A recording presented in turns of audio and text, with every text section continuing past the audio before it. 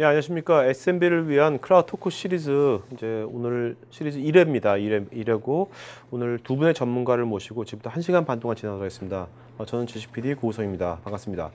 자, 오늘 일단 첫 번째 전문가는요, 마이크로소프트의 신현석 이사님이시면서 또 글로벌 트렌드 클라우드 컴퓨팅이라는 책의 저자이시기도 합니다. 안녕하세요. 안녕하십니까. 네네네. 자, 먼저 오늘 이 책은 안 갖고 오셨죠? 예, 책은 안 가져왔어요. 갖고 오셔서 질문 전화보다 들으면 참 좋을 때 사인해가지고 주시면 좋았을 텐데. 오늘 뽑아주시면 제가 책을 따로 보내드리겠습니다. 사인해서 예. 저자 사인해가지고. 네. 좋습니다. 네. 자, 오늘 여러분들 질문 전화분한테 저자 사인한 책 보여드릴게요. 일단 이 책은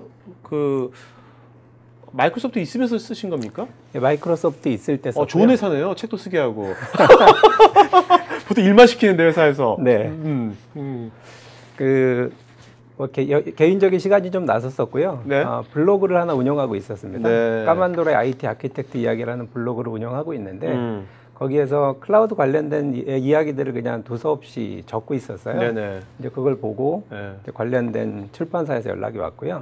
그래서 책을 한번 써보지 않겠냐라고 해서 네. 공동으로 저하고 이제 저희 회사의 컨설턴트하고 같이 책을 쓰게 됐습니다. 네.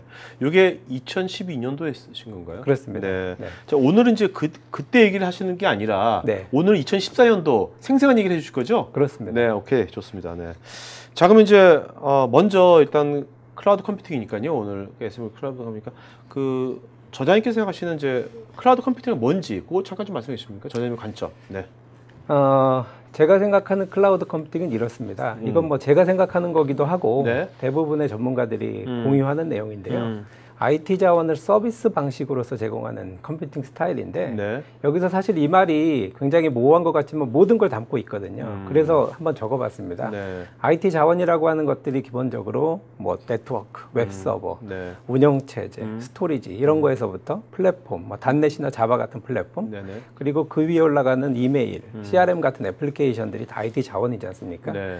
이런 모든 IT의 자원들을 서비스 방식으로 라고 하는 말에 다 담겨져 있는 거죠. 네. 서비스 방식이라는 말은 뭐 전기나 수도처럼 바로 켜면 쓸 수 있는 이제 그런 것들이 제공되는 네. 그런 컴퓨팅 스타일을 갖고 있는 게 클라우드 컴퓨팅이다라고 생각합니다. 그럼 지금 여기 나와 있는 이 네 가지 특성이란 것이 예. 지금 말씀하신 그 서비스를 좀 더 파헤친 거죠? 이 네 가지가. 그렇습니다. 서비스라고 하는 말 자체에 다 들어가 있는데요. 이제 기존의 전통적인 호스팅 방식이라고 하면 기본적으로 콜센터로 전화를 하거나 네. 아니면 웹사이트에 신청을 한다고 하더라도 바로 신청하고 바로 쓸 수 있는 환경은 아니었거든요. 네네. 근데 클라우드로 하게 되면 이제 포털 안에서 내가 필요한 CPU 자원이든 메모리든 스토리지든 신청하면 바로 그게 한 10분, 15분 안에 네. 자동적으로 설치가 되면서 쓸 쓸 수 있게 되는 굉장히 기존의 프로세스에 비해서는 굉장히 단축되는 특징을 갖고 있는 거죠. 자동화라는 게 되게 큰 거. 그렇죠. 다른 거네요. 자동화 개념이고 셀프 서비스 개념인 거고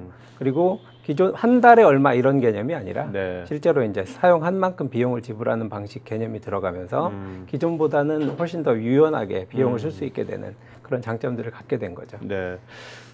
어떻게 이게 되게 이제 좋고 자연스러워 보이는데 네. 이런 것이 왜 아직도 오늘 이제 우리가 SMB 클라우드지 않습니까? 네. 왜 이런 것이 아직까지 우리나라 지금 중소기업에 확 퍼지지는 않고 있는 것일까요?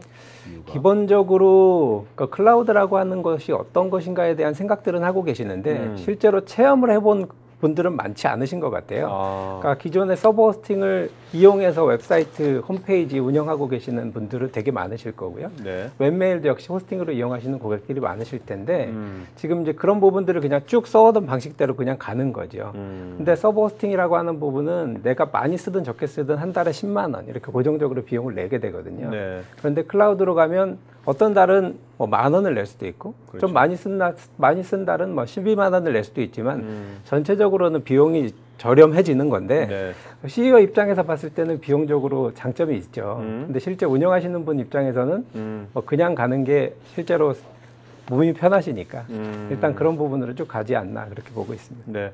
그러니까 어떻게 보면 이것이 하나의 이제 큰 흐름이지만 아직까지 이것을 중소기업부터 경영자라든지 이런 사람들이 어떤 직접 체험해 볼 수 있는 그런 기회도 별로 없는 거고 예. 이제 그런 것이 아무래도 큰 갭이겠네요, 지금요. 그렇습니다. 그러니까 CEO 분이 하고 싶다고 해도 사실은 밑에서 따라줘야 이게 운영이 되는 건데 네. 적용이 되는 건데 아직은 괴리감이 조금 있는 것 같습니다. CEO 분들은 분명히 장점을 보실 것 같고 적용하시고 싶을 것 같은데 이제 아직은 안 따라오는 네. 부분이 있는 거고요. 이걸 이제 메기 위해서는 좀 더 강하게 한번 적용해보고 그 경험하게 하면 앞으로는 그렇게 흐름으로 쭉 가지 않을까. 또 거꾸로요. 네. 거꾸로 이 방송 들으신 분들은 되게 어떻게 보면 이제 앞서가는 분들이거든요. 이 방송 들은 분들. 네. 이런 분들은 지금 물론 CEO분도 있겠지만 또 회사의 팀장이나 관리자분도 있을 거 아닙니까? IT. 네. 이런 분들이 그래 이런 거 좀 하면 좋겠다 하는데 CEO한테 어떻게 말해야 될지를 모르는 분들 되게 많거든요. 그런 고민하는 분들 많거든요. 그렇습니다. 그런 분들한테 팁을 드린다면 이런 걸 CEO한테 이 방송 듣고서 자 CEO도 어떤 식으로 말해야 될까요? 좀. 제가 한 엔터프라이즈 고객 대상으로 네. 제안했었던 내용인데요. 기존에 그 회사가 그 프로모션 사이트를 하나 개설하려고 할 때 드는 시간이 한 4주 정도가 소요됐어요. 네. 서버를 발주하고 나서부터 입고되고 설치하고 거기다가 웹사이트를 올리는 데까지. 근데 클라우드로 저희가 POC 환경을 만들고 실제로 보여드렸을 때 원하는 인프라가 15분 안에 설치가 됐거든요. 네. 그 내용으로 데모를 보여드리니까 거기에 계시던 이제 팀장님에서부터 그리고 CIO 밑에 있는 그 직원들까지 다 두 가지의 비즈니스 프로세스적으로 큰 차이를 경험하시니까 네. 클라우드가 좋구나라고 생각하고 실제로 도입이 됐거든요. 그러니까 저는 그런 부분들이 잘 전달이 되면 네. 안 할 이유가 없다고 봅니다. 비용적인 부분이나 네. 비즈니스 프로세스적인 부분이나 여러 가지 면의 장점은 분명히 있습니다. 네. 여기서 보면 장점이 이제 비용 절감 쪽은 아무래도 이제 C-레벨 쪽에서 그렇죠. 뭐 CEO나 CFO 쪽에서 네. 이제 좋아할 것 같고요. 네. 관리나 생산성을 향상하는 건 이제 아무래도 그 실무자들이 되게 그렇습니다. 좋아할 거지 않습니까? 네. 이 세 가지 다 있다는 것을 뭐 안 할 이유가 없는 것 같은데 네. 지금 이런 아까 말씀하신 그런 이제 배려가 있는 건데 네. 그렇다면 그 저자님 생각하시기에 그런 배려들이 언제쯤 무너져 가지고 좀 앞으로 온지 2014년도인데 네. 몇 년 후가 되면 우리나라에도 이제 중소기업 쪽에서 클라우드가 하나의 거의 뭐 표준화처럼 많은 사람들이 쓰는 그런 시점이 언제나 올 수 있을까요? 저는 사실 이렇게 봐요. 그러니까 제 책에도 그런 내용들이 있었는데 처음에 이제 양초가 대대적으로 주로 쓰이고 있던 환경에서 전등이 나오면서 네. 전등으로 다 바뀌었지만 아직도 양초는 좀 쓰고 있는 것처럼. 그렇죠. 그리고 또 하나 예를 들어보면 2G 전화기가 주류를 이루고 있다가 스마트폰이 나오면서 이게 스마트폰이 주류가 되기까지 시간이 좀 걸리긴 했지만 네. 지금은 스마트폰이 아니면 구하기가 사실 어려운 상황이잖아요. 네네. 이동 전화 그렇죠. 대리점에 가면. 네네. 저는 그렇게 보고 있습니다. 실질적으로 아직은 호스팅이 대세를 이루고 있는데요. 네. 클라우드가 스마트폰처럼 그 트렌드가 지금 현재 되고 있고 클라우드로 쭉 가고 이제 호스팅은 같이 따라가는 구조로 가지 않을까 그렇게 보고 있고요. 시기를 딱 단정하기는 사실은 쉽지는 않은데 지금 어느 정도의 흐름은 탔다고 보고요. 네. 2016년, 17년 정도 되면 많은 부분이 클라우드로 가 있지 않을까 보고 있습니다. 네. 그러니까 3년 뒤, 뭐 네. 그러니까 5년 뒤에는 확실하게 많이 가겠네요. 네. 5년 뒤에는. 자, 그러면 이제 그런 시대를 대비해서 지금 IT 운영자라든지 뭐 이런 분들은 지금부터 어떤 준비를 하면 좋을까요? 뭐 후배들한테 한번 30대 후배들한테 이건 준비를 좀 해라. 그러니까 실제로 이제 SMB 기준으로 봤을 때는 이제 대부분 IT 전문가들을 갖고 있지는 않거든요. 네. 그 회사 내부에. 그렇기 때문에 이제 IT라고 하는 부분들이 이제는 전기나 수도처럼 그냥 아주 일상화된 유틸리티 컨셉으로 네. 사용이 되시잖아요. 그러니까 그 부분을 자체적으로 서버 한 대를 그냥 운영하는데 그 시간을 초점을 맞추기보다는 실제로 이 IT를 활용해서 그 회사 안에서의 커뮤니케이션이나 또는 자원 활용도나 이런 부분을 더 효과적으로 하는데 시간을 두시고 그리고 그 안에서 그 회사가 중점적으로 보고 있는 뭐 예를 들어서 세일즈 하는 부분, 비즈니스적인 부분에 더 초점을 맞추는 형태로 IT를 활용하는 네. 그런 것들이 어떨까 생각하고 있습니다. 네. 자, 그러면 이제 우리가 클라우드 아까 서비스지 않습니까? 이 서비스도 여러 종류가 있을 텐데 네. 한번 좀 어떤 구분을 좀 해주시죠. 네. 네. 어떻게 좀 구분될 수 그래서 있는지. 이제 IT 자원이라고 하는 부분에서 보면 그게 이제 인프라적인 부분이 있게 되죠. 네. 네트워크, 컴퓨팅, 스토리지 이런 부분에 대한 서버 자원 자체를 가상화 방식으로 VM 방식으로 이용하는 방식이 이제 인프라 클라우드라고 하는 방식으로 이용을 하실 수가 있고요. 네. 이제 또 하나가 이제 플랫폼이라고 하는 부분인데 개발 환경 자체를 직접 다 갖고 계시는 그 고객사들은 생각보다 많지 않으시거든요. 네. 그런 부분에서 클라우드를 이용해서 직접 아예 그냥 개발에서부터 테스트까지 그리고 운영 환경으로 넘어가는 부분까지 같이 할 수 있는 네. 파스, 플랫폼 영역이 있을 수 있고 또 하나는 마지막으로 사실 가장 중요한 영역은 인프라적인 부분보다 실제 사용자분들은 내가 쓰고 있는 애플리케이션이 어떤 기능을 갖고 있고 어떻게 쓸 수 있느냐 뭐 메일이 실제로 가장 현실적으로 와닿거든요. 네. 그런 애플리케이션들을 그냥 서비스 방식으로 클라우드를 이용하는 이제 사스 방식 이 세 가지 형태로 크게 나누어져 있는 거라고 보여지고요. 이 안에서 사실 전체를 다 사스로 활용하실 수도 있지만 일정 부분은 뭐 인프라로 이아스로 쓰고 또 뭐 이메일 같은 부분은 사스로 쓰고 여러 가지를 섞어서 쓰게 되는 게 일반적인 환경이라고 보여집니다. 네. 자, 그렇다면 이제 글로벌한 이제 여기에 이제 메이저 플레이어들이 있지 않습니까? 네. 마이크로소프트 메이저 플레이어이지만 메이저 플레이어들을 좀 그래도 저자 입장에서 네. 오늘은 이제 마이크로소프트 이사가 아니라 네. 저자 입장에서 네. 한번 좀 뭐 현재 2012년도 기준이 아니라 2014년도 네. 현재 관점에서 그런 것들을 한번 요 구분으로 한번 같이 좀 비교해 주시면 네. 뭐 시청자분들께 되게 도움이 될 것 같거든요. 알겠습니다. 네. 크게 이제 아래에서부터 인프라, 네. 플랫폼, 애플리케이션, 사스 영역으로 나누어지고요. 네, 이제 네. 맨 오른쪽 부분이 글로벌 프로바이더들의 현재 하고 네. 있는 플레이. 네. 그리고 서비스 프로바이더 영역이 이제 통신사 또는 네. 호스팅 업체, IDC 같은 국내 업체들이 비즈니스를 자, 하고 있는 모델. 그 네. 호스팅 업체 있지 않습니까? 네. 아까 이제 호스팅에서 클라우드 서비스 간다고 하셨는데, 네. 그러면 지금 호스팅 업체 되게 많잖아요. 예. 그 호스팅 업체도 그러면 나중에 3년 뒤, 4년 뒤에는 뭔가 어떤 형태와 간에 뭔가 구조조정하게 변화가 있다고 보십니까? 호스팅 업체 입장에서는 3년, 4년이 아니고요. 네. 지금 현재 시점에서 이미 클라우드로 전환들을 하고 계시고요. 네, 네. 이미 국내에서 이제 제가 클라우드 서비스라는 호스팅 업체들이 한 대여섯 곳은 이미 생겼고요. 네. 그리고 클라우드 서비스를 개시한 회사들의 경우에는 대부분의 고객들이 클라우드로 들어오세요. 네. 그리고 기존의 전통적인 호스팅에서 이쪽으로 고객이 넘어오는 추세고요. 그래서 일단 인프라 쪽에서 먼저 바뀝니다. 시장은. 네. 그리고 나서 그걸 받쳐주는 인프라가 있는 다음에 그 다음에 이제 수요가 생길 수 있으니까 네, 네. 일단 그 영역들이 지금 커지고 있는 거고요. 네. 그게 호스팅 영역에서 클라우드로 넘어가는 건 올해를 지금 이미 시작 중이고 내년도가 되면 상당히 많은 부분이 넘어갈 거라고 보여집니다.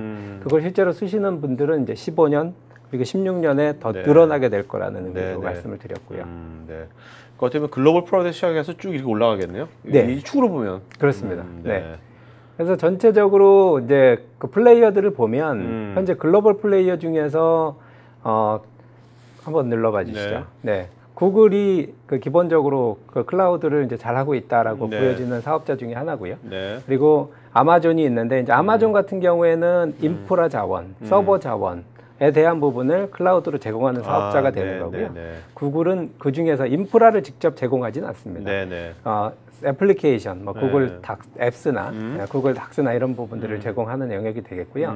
인프라적인 측면에서 이제 VMware가 오라클 같이 이제 전통적으로 기업 내부의 인프라를 구축하는 영역에서 프로덕트를 공급하는 쪽으로 강했던 플레이어들이 네. 저 플레이어들은 서비스 프로바이더나 이제 고객들 내부의 클라우드 환경을 구축하는 걸 지원하는 형태로 클라우드 사업을 진행하고 있었는데요. 네네. 저 영역이 지금 이제 인수 합병을 통해 가지고 퍼블릭 클라우드도 직접 제공하는 방향으로 현재 네. 가고 있는 거죠.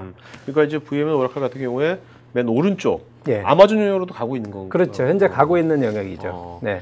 아마존도 그 이아스 기존의 인프라 사업자에서 네. 플랫폼적으로 올라가는 작업을 현재 하고 있고요. 네. 구글 같은 경우에도 사스에서 구글 앱 엔진으로 플랫폼 쪽으로 내려오는 작업을 네. 하고 있고요. 좀 더 구체적으로요. 네. 아마존 같은 경우에 좀 그 구체적으로 어떤 서비스를 갖고서 네. 요 인데서 좀 위로 가고 있는지 좀 사례를 좀 들어주세요. 어떤 예를 네, 그러니까 플랫폼 영역이라고 하는 부분은 어떤 거냐면 실제로 그 개발을 하기 위해서는 서버 자원이 있다고 하면 거기에 단넷이나 자바 플랫폼을 사용자들이 직접 올리고 네. 거기에 자기가 개발한 애플리케이션을 올려서 구동하는 방식이거든요. 네네네. 근데 파스 사업자들은 이 자바나 단넷 플랫폼을 직접 클라우드 인프라 안에 올려놓고 있어요. 네. 그래서 실제로 사용자들이 이 개발 플랫폼을 설치하지 않고도 아. 개발된 코드만 던지면 바로 테스트하고 네네. 실행 환경으로 갈 수 네네. 있는 차이가 있는 거거든요. 아. 그래서 궁극적으로 사실 클라우드 사업자들이 가고 싶은 방향은 이제 플랫폼 영역인데 저쪽은 기술적인 난이도가 굉장히 좀 있는 영역입니다. 네네. 그래서 아마존 같은 경우는 현재 인프라에서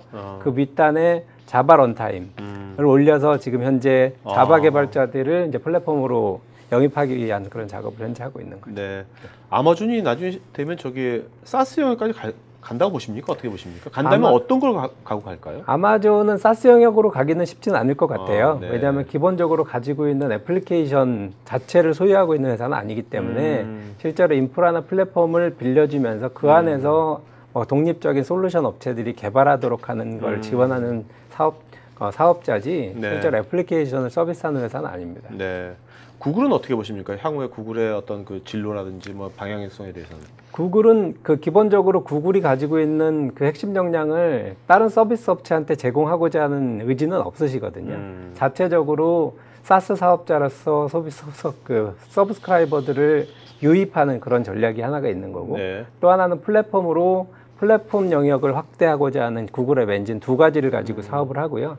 실제로 이아스 영역까지 내려오고자 하는 움직임은 아직까지는 보이지 않고 있습니다. 네. 구글이 이제 구글이 거의 이제 개인 상대로 하는 것이 되게 강하잖아요. 네. 근데 뭐 신문 기사에 보면 이제 B2B 쪽도 이제 한다 뭐 그러는데 네. 과연 B2B 쪽을 안 해본 회사인데 네. B2B 쪽을 하는 것에 대해서 앞으로 어떻게 예상하십니까? 그런 쪽은 전망에 대해서.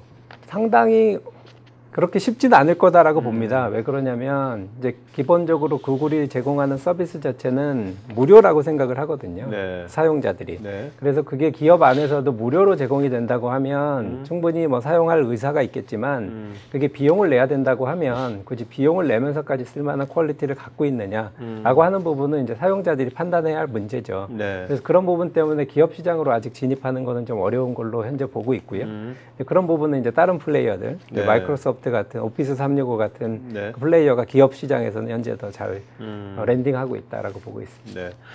VM이나 오라클은 앞으로 어떤 쪽으로 더 이 전선을 확대시킬 거라고 보십니까? 여기서 지금 현재. 지금 이 안에서 다 플랫폼하고 사스 영역까지 올라가고 싶을 건데요. 근데 네. 오라클 같은 경우에는 한 1년 전, 2년 전까지만 해도 클라우드는 뭐 하이비다, 과장이다. 뭐 CEO가 그런 이야기들을 하고 클라우드를 그렇게 중요시 보지는 않고 있었거든요. 내리가 가끔씩 그런 얘기를 하더라고요. 예. 말도 안 먹어. 근데 이제 그 말을 바꿨죠. 네. 네, 클라우드가 대세다로 바꾸셨고요. 네. 그래서 오라클도 역시 클라우드 쪽으로는 계속적으로 진입을 시도할 거고 영역은 퍼블릭 대외적인 서비스 제공하는 영역과 네. 그리고 이제 사스 영역으로도 계속적으로 진입을 할 걸로 보고 있습니다. 네. 자, 여기 보면 이제 우리나라 기업은 없잖아요. 네. 앞으로도 없을까요? 아니요. 국내 안에서 사업을 하고 있는 서비스 프로바이더들은 통신사들이 클라우드 사업들을 잘 하고 계시고요. 네, 네. 그리고 이제 호스팅업 아까 언급해드렸던 이제 호스팅 업체들 제가 이름을 다 말씀드리긴 좀 그래서 말씀을 안 드리는데요. 호스팅 업체들이 실제로 서비스 프로바이더 영역에서 인프라 영역으로 이미 튼실한 기반을 다졌고요. 네. 그 윗단에 이제 사스 영역으로 확대하는 작업들이 이미 이루어지고 있고 이미 서비스가 되고 있는 회사들도 있고요. 네.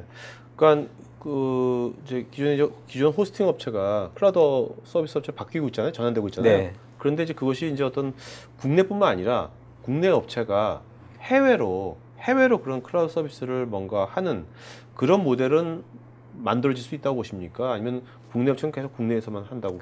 충분히 만들어질 수 있다고 봅니다. 네. 그러니까 이제 마이크로소프트 이야기를 잠깐 해보겠습니다. 네, 네.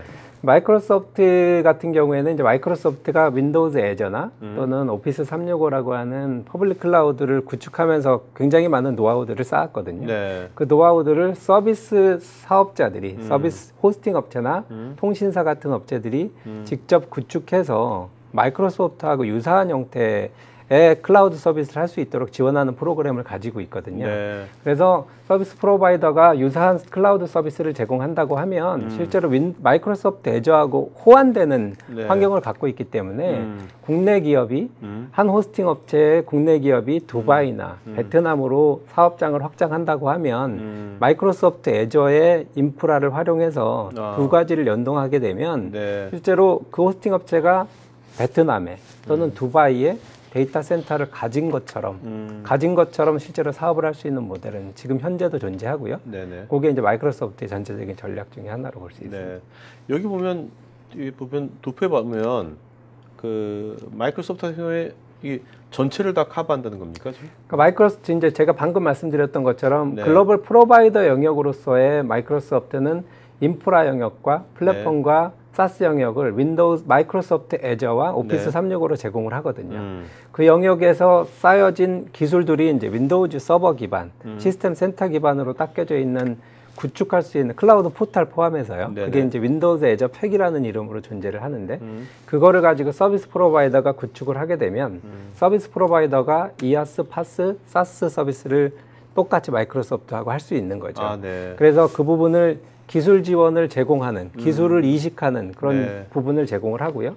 고객사도 마찬가지죠. 삼성전자나 현대자동차 같은 글로벌 기업들은 자체적인 클라우드를 구축하기를 원하시거든요. 그렇죠. 그런 경우에는 똑같이 또 마이크로소프트의 애저를 집어넣는 또는 오피스 365와 유사한 모델을 제공하는 그래서 그냥 마이크로소프트만 사업을 하는 게 아니라 마이크로소프트의 클라우드 생태계를 서비스 제공자와 일반 엔드 고객, 엔드 네. 커스터머까지 확대하는 전체적인 전략을 갖고 있고요. 이게 이제 마이크로소프트가 이야기하는 하이브리드 클라우드 컴퓨팅 컨셉입니다. 어떻습니까? 그 사실 90년대만 하더라도 2000년대 초반만 하더라도 마이크로소프트 하면 제국이었잖아요. 네. 그 뭐 PC를 완전히 다 장악한 이제 모바일이 나오면서 아이폰이 나오면서 모바일 쪽에 많이 이제 예전 많이 실기를 많이 한 거죠. 네. 한 건데 이제 클라우드 이제 이쪽 비즈니스 사업 분야에서는 지금 마이크로소프트의 어떤 그런 입지랄까 포지셔닝이 어떻다고 보시는 건지 세상은 지금 되게 많이 변하고 있는데 지금. 네. 근데 어떻게 보면 클라우드 쪽은 뭐 모바일에 상관없을 것 같기도 하고요. 클라우드이기 때문에. 클라우드 자체로만 보면 사실 모바일하고는 큰 상관은 없고요. 그러니까 마이크로소프트 클라우드 전략 중에 가장 큰 핵심이 개방성이에요. 네. 그래서 마이크로소프트 애저 위에 데이터베이스로 오라클이 구동되도록 하는 걸 오라클하고 협력을 맺었거든요. 네네. 그래서 실제로 이게 경쟁사냐 또는 파트너냐에 상관없이 경쟁사도 특정 부분에서는 파트너십을 맺고 가는 그런 구도로 돼 있고요. 네.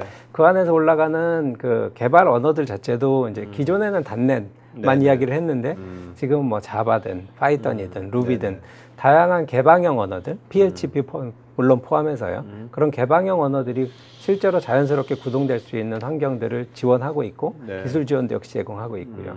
그래서 전체적으로 굉장히 많이 개방됐다. 비즈니스를 하는 데 있어서. 그래서 고객들이 쓰시는 그 언어 그대로 쓸 수 있는 환경들을 이미 현재 제공하고 있고요. 네. 그래서 그런 부분들은 그 클라우드 사업에 있어서는 굉장히 튼튼한 전략과 네. 그리고 생태계를 구축하고 있다고 보고 있습니다. 어떻게 보면 B2B 시장에서는 네.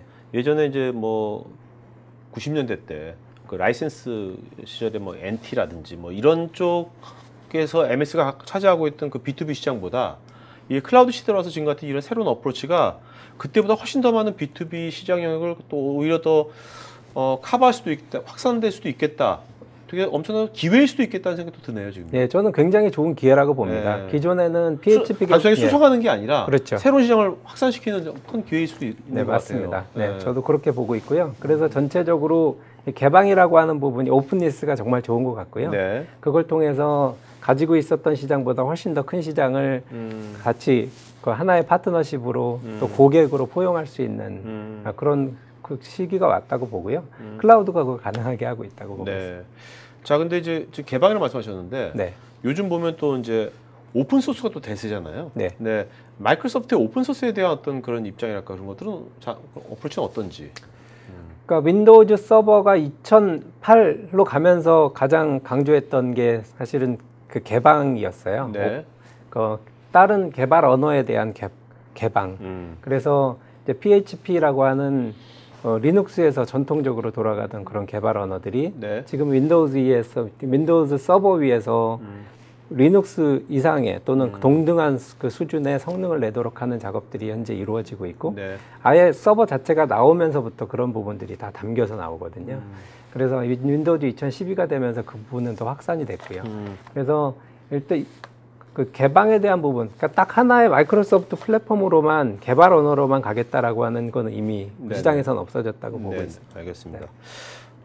자, 그러면 이제 마지막으로 이제 현재 클라우드 현황이 있지 않습니까? 네. 요거 한번 잠깐 짚어주시죠. 네. 그래서 뭐 클라우드라고 하면 되게 여러 가지를 볼 수 있는데요. 그러니까 이제 글로벌 프로바이더들이 제공하는 이제 글로벌 클라우드 컴퓨팅 네. 역시 핵심은 데이터 센터가 된다고 보고 있습니다. 그래서 경쟁적으로 전 세계 주요 거점마다 데이터 센터를 현재 짓고 있는 중이고요. 네. 한국도 그와 관련해서 되게 다양한 여러 가지 소문들이 있는 그런 중이고요. 소비자용 그리고 기업용 시장으로 현재 클라우드는 모두 확산되고 있다라고 그렇게 보고 있습니다. 그리고 또 하나 굉장히 주목할 만한 부분은 이제 클라우드로 가면서 기존의 이제 하드웨어 업체들이 가지고 있던 그런 주도권이 클라우드 서비스 프로바이더한테 지금 가고 있는 부분이거든요. 그렇죠. 그래서 주도권 상실하면서 IT 시장에서의 큰 변혁이 현재 일어나고 있는 중인 거고요. 그리고 아까 앞단에서 말씀드렸는데 전체적인 글로벌 벤더들이 모든 글로벌 벤더들이 실제로 클라우드 서비스를 제공하는 클라우드 서비스 프로바이더로 지금 진입하고 있다라고 하는 부분. 그래서 호스팅 업체들 같은 경우에는 클라우드로 전환하지 않으면 고객들의 눈높이가 클라우드에 맞춰지면 전통적인 호스팅 방식으로는 더 이상 경쟁하기가 쉽지 않지 않겠냐라고 보고 있습니다. 그래서 클라우드로 빨리 이전하는 게 필요하다고 보고 있고요. 일단 시작은 인프라 클라우드에서 먼저 시작이 됩니다. 그리고 인프라 클라우드가 구축되고 나면 그 위에 애플리케이션을 얹어서 이제 사스 비즈니스, 애플리케이션 클라우드로 사업자들이 확장하는 그런 모드로 가고 있기 때문에 지금 현재는 이제 클라우드가 인프라 쪽에서 현재는 많이 확산이 됐고요. 애플리케이션 쪽으로 지금 확장되고 있는 그런 단계라고 보고 있습니다. 이제 클라우드 브로커리지 시장의 확대 예상을 제가 적어 놓은 이유는 이제 애저나 또는 아마존이나 이런 퍼블릭 클라우드 안에다가 가지고 있는 애플리케이션을 집어넣으려고 하면 실제로 아키텍처링 작업도 좀 일부 필요한 부분이 있고요. 어떻게 적용할 건지에 대한 부분에 대한 고려가 필요한 부분이 일부 있습니다. 근데 그런 부분들을 대행해주는 그런 사업자들이 이제 클라우드 브로커리지 사업자들이 옛날에 솔루션 시대에 뭐 밸류 에디드 리셀러 같은 바 같은 개념이 네, 바 같은 컨셉의 그런 사업자들이 역시 클라우드에서도 지금 확대될 걸로 보고 있고요. 그리고 기본적으로는 고객들이 모든 데이터들을 다 퍼블릭으로 올리려고 하지는 않으신다는 거고요. 그래서 중요한 데이터나 중요한 애플리케이션, 중요한 서버는 내부에 두시고요. 그리고 그 내부의 인프라와 그리고 퍼블릭에 필요한 퍼블릭에서 올릴 만한 서비스들은 또 올려놓으시고 두 가지를 같이 가져가시는 그리고 관리는 하나의 콘솔에서 관리하시는 이런 하이브리드 클라우드 컴퓨팅 형태로 현재 가고 있다라고 그렇게 보고 있습니다. 네, 오늘 말씀 들어보니까 이제 그 마이크로소프트가 원래 마이크로소프트 하면 이제 그래 편리하다, 편리한데 너무 많이 다 독점해 버리니까 좀 싫다 그런 생각이 들었었는데 옛날 90년대 때는 어떤 마이크로소프트만의 어떤 편리성하고 지금 말씀하신 그 개방 이 두 가지를 마이크로소프트가 적극적으로 추진한다 그러면은 그 B2B 시장에서 클라우드 시대 때 또 새로운 또 기회를 또 맞을 수도 있지 않겠나 하는 생각도 드네요. 자, 그럼 여러분들 그 지금 Q&A는요, 여러분들 이따가 두 번째 세션 마치고 같이 저자님과 같이 두 분 같이 해서 Q&A 시간 갖도록 하겠습니다. 자, 그러면 이따 Q&A 시간에 뵙겠습니다. 이따 뵙겠습니다. 네, 감사합니다. 네. 두 번째 세션은요, 마이크로소프트의 이건복 이사님입니다. 네, 인사 좀 하시죠. 네. 예, 반갑습니다. 마이크로소프트의 이건복입니다. 네, 생방송 해보신 적 있어요? 없는 것 같습니다. 없어요? 네. 없는 거 같으니까 또 보니까 없는 거지. 잘 기억이 안 나가지고. 알겠습니다. 네네. 편하게 하시면 돼요. 카페에서 얘기하듯이. 네, 뭐 긴장해 보고. 긴장해 보고요. 편하게. 우리 어차피 여기 있는 분들 다 어차피 다 우리가 비슷한 또 이제 IT에 종사하시는 분들이니까요. 편하게 하시면 되겠습니다. 편하게 하겠습니다. 이분들은 멋진 말보다는요, 구체적인 사례 그런 거 좋아하거든요. 그러니까 오늘 사례 좀 섹시한 거 많이 갖고 오셔야 돼요. 있으신가요? 본인이 경험한 사례. 그러니까 남이 외국에 뭐 같은 이런 얘기 되게 싫어요. 우리 같은 걸 좋아하지 않습니다. 본인이 경험한 사례 그런 거 있죠? 예, 뭐 제가 오늘 말씀드리려고 하는 건 제가 직접 그 도와드린 부분들, 같이 일을 진행했던 부분들 위주로 설명을 드리려고 합니다. 좋습니다. 네네. 자, 그러면 이제 먼저 아무래도 우리가 오늘 이제 뭐 클라우드, 그러니까 관점이니까 딱 게스트들만의 관점이 있지 않습니까? 그쵸. 네. 이사님만의 어떤 관점으로 클라우드 어떻게 보신 건지 좀 어떤 관점을 보고 계신지 이사님은. 네. 저는 이제 뭐 클라우드 쪽에 대한 뭐 설명에 대한 부분들을 이렇게 요청을 받거나 그러면 사실 처음에 말씀드리는 부분들이 약 한 10년도 더 된 출간된 책인데요. 제레미 레프킨의 그 소유의 종말이란. 소유의 종말. 제가 정말 너무 제가 그것 때문에 이 사업을 시작했습니다. 2002년도에. 그 책이 있고 진짜로. 그 제레미 레프킨이 한 말도 여러 가지가 나오는데요. 그 이제 소유의 개념이 분명히 바뀌게 될 거다. 그 물리적인 어떤 지배력을 어떤 소유의 개념이 그 어떤 배타적인 접근력을 가지는 그 액세서빌리티에 대한 부분들을 사실은 그런 형태로 소유의 개념이 바뀔 거라고 얘기를 했거든요. 즉 내가 물건을 갖고 있다고 해서 내 거가 아니라 내가 배타적으로 어떤 걸 액세스할 수 있으면 그게 바로 자기 거가 되는 소유의 개념이 사실 변경이 되는 거거든요. 그래서 굳이 그 클라우드 시스템이라는 것 자체가 네. 내가 우리 회사 사무실에 서버를 두고 운영을 해야지만이 반드시 되는 것이 아니고 어딘가 있어도 그런 자원을 내가 접근할 수 있다라면 네. 내가 그 자원을 갖고 있다.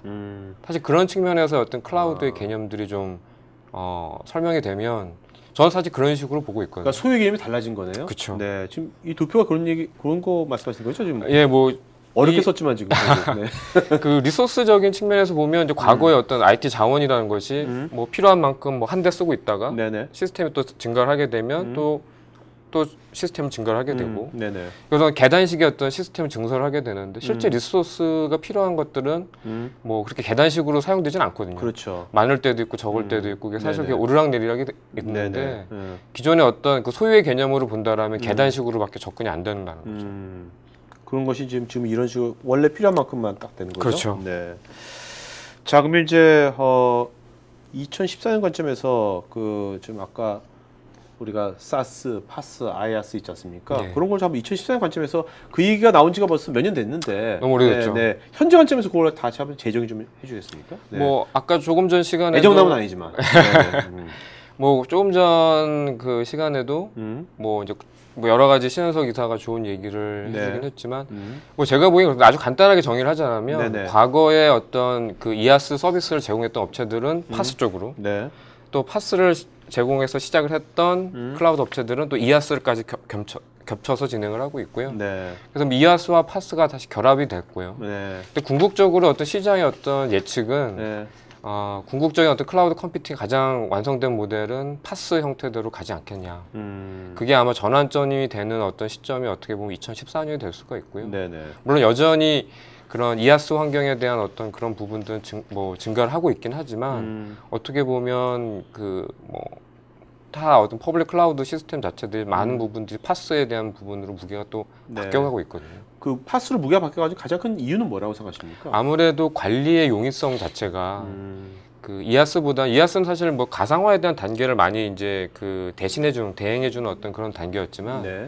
파스 같은 경우에는 가상화 단계뿐만이 아니라 어플리케이션 기반이 되는 어떤 그런 플랫폼까지도 그 퍼블릭 클라우드 업체가 제공을 하기 때문에 그러니까 서비스 바로 해라 그냥. 그렇죠. 네, 네. 그러니까 뭐 진짜 코드와 데이터만 들고 와서 네. 거기서 펼쳐놔라. 네. 뭐 천막 치고 뭐 땅 깔고 이런 작업은 이미 다 돼 있으니. 네네. 그러니까 뭐 과거에는 그런 부분이 더 중요했다라면 지금은 이미 그런 거는 기본으로 돼 있으니 네. 실제 물건만 갖고 와서 파는 그런 형태의 어떤 클라우드 시스템이 더 궁극적인 형태라는 거죠. 네. 자, 그럼 이제 오늘 이제 우리가 실제 이사님께서 했던 그 프로젝트 했던 사례들 보기 전에 네. 먼저 그 마이크로소프트의 클라우드 서비스 뭔지 예. 물론 아는 분들은 알겠지만 모르는 분도 있을 거거든요. 네. 그쵸. 이름이 일단 뭡니까? 네. 그 저희가 처음에 시작할 때는 윈도우 애저라는 이름을 시작을 했거든요. 네. 근데 애저가 좀 무슨 뜻이에요? 애저가 그 뭐 하늘빛. 하늘빛. 그러니까 뭐 아마 저희가 이태리 축구단을 아주리 군단이라고 부르지 않습니까? 아, 맞아. 아주리 군단. 그 하늘빛 그 유니폼을 입고 있기 때문에 네. 그래서 애저라는 뜻이 아주리로 하지 왜 또 애저? 그게 아마 약간 뭐 일본식 발음 네, 같기도 네, 하고요. 네. 뭐 각 국가마다 저 발음하는 게 다 오케이. 틀리긴 네, 합니다. 네, 네. 그래서 저희가 윈도우 애저라는 이름으로 서비스를 시작을 했다가 올해 초에 마이크로소프트 애저라는 클라우드니까 하늘빛이니까. 그렇죠. 아, 클라우드는 구름, 뭐 그렇죠, 애저는 그렇죠. 하늘. 오케이. 예, 네. 그런 뜻이 있습니다. 아, 애저가 뭔가 했더니 그런 거구나. 예. 자, 그럼 이것이 이 지도가 전 세계 지도가 나왔는데 전 세계 데이터 센터가 많이 있겠죠? 얼마나 많이 있는 겁니까? 저희가 네. 현재는 그 북미에 4곳, 유럽에 2곳, 그다음에 아시아에 그 2곳, 그다음에 일본에 데이터 센터 2군데 이렇게 근데 있고요. 일본은 점이 왜 녹색이 다르죠? 그 최근에 저희가 이제 올해 아. 런칭된 그 데이터 센터이기 때문에 네네네. 그 과거에 아마 알고 계셨던 분들은 아시아에 2곳만 알고 계셨을 텐데 아, 일본 같은 경우에 이제 최근에 네. 올해 초에 이제 오픈이 됐고요. 네. 그다음에 이제 중국 같은 경우에는 현재 운영이 되고 있는데 중국은 좀 다르게 네. 중국 내에서 서비스하는 위주로 구성이 되어 있습니다. 아, 네. 그 중국의 어떤 그 정치적인 어떤 그런 그렇죠. 네. 중국의 어떤 그런 규제라든지 어떤 네, 그런 네. 문제 때문에 그런 거고요. 네, 네, 네. 기타 이제 저희가 이제 남미에는 브라질이라든지 올해 안에 이제 그 호주에 2곳에 또 데이터 센터를 추가적으로 작업을 하려고 하고 있습니다. 앞으로 뭐 이렇게 아시아 시장이 좀 커질 거니까 아시아 쪽에 훨씬 더 많은 것이 지어지겠네. 그 뭐 딱히 어느 나라의 데이터 센터가 말씀드리긴 좀 어렵긴 하지만 그 데이터 센터가 필요로 하고 네. 어떤 네트워크 레이턴시라든지 여러 가지 그런 부분도 있다라면 어디든지 데이터 센터는 사실은 추가적으로 개설될 가능성은 열려 있습니다. 네. 뭐 이게 컨텐츠 딜리버리 네트워크가 또 CDN 같은 경우는 이제 멀티미디어들 네. 할 때 전 세계적으로 있는 거고요. 뭐 또 하나는 이제 저희가 다른 어떤 클라우드 업체들보다는 뭐 기업 시장을 더 많이 알고 있기 때문에 어떤 네. 기술 지원 서비스라든지 뭐 그런 영업 서비스라든지 뭐 현지 통화에 대한 어떤 부분들 네. 예를 들면 아직도 뭐 어떤 클라우드 업체 같은 경우에는 외국 카드로 결제를 해야 되는데 해야지만 사용할 수 있다든지 뭐 그런 부분들이 있는데 현재 통화를 지원을 하면서 뭐 세금 계산서 문제라든지 많은 문제들을 또 저희가 지원을 하려고 노력을 하고 있습니다. 네네. 자, 요거는 어떤 관점으로 다시? 뭐 이제 저희 애저 클라우드 플랫폼 상에 이제 어떤 서비스들이 구체적으로 있는가에 대한 아, 부분들인데요. 상당히 많이 있습니다. 네. 뭐 단순하게 가상 머신만 있거나 아니면 저장소라든지 뭐 CDN 서비스만 존재하는 것이 아니라 뭐 아까 제가 파스 서비스라고 말씀드렸던 뭐 클라우드 어떤 컴포넌트라든지 그 다음에 뭐 분석 서비스라든지 데이터베이스라든지 뭐 여러 뭐 NoSQL 기능을 쓰게 되는 어떤 그런 테이블 형태의 어떤 데이터 저장소라든지 네. 뭐 다양한 서비스를 저희가 제공을 하고 있습니다. 그러니까 아까 전 시간에 그 뭐 저자님께서 말씀하신 것처럼 그 어떤 우리나라의 어떤 그 뭐 클라우드 서비스 업체라든지 아니면 삼성전자 같은 글로벌 회사가 해외에서 뭔가 비즈니스라든지 서비스를 할 때 이런 걸 사용해서 바로 뭔가 할 수 있는 그렇죠. 거죠. 마치 그 조립식 그 어린이들 장난감 조립하듯이 네. 내가 필요한 저장소 공간, 네. 뭐 컴퓨팅 공간, 네네. 그 다음에 뭐 웹사이트를 하기 위한 공간들을 이렇게 조립을 해가지고선 바로 구성을 할 수가 있는 거죠. 네.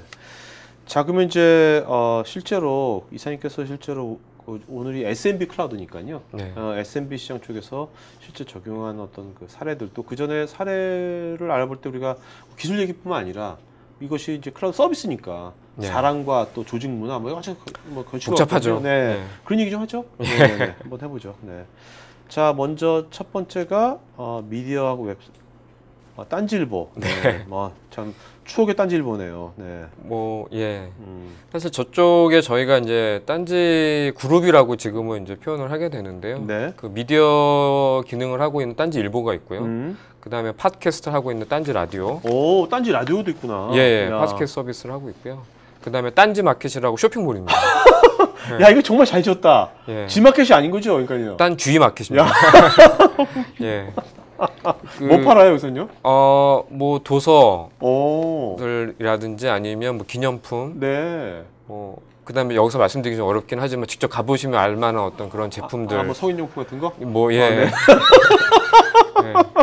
말해도 돼요. 우리 KBS가 아니기 때문에 막 말해도 돼요. 뭐 싫어하시, 네. 그러니까 사실 저희가 이런 사례를 다른 쪽에는 말씀드리기 어려운 게 약간 좀 반감을 가지고 계신 분들도 계세요. 왜요?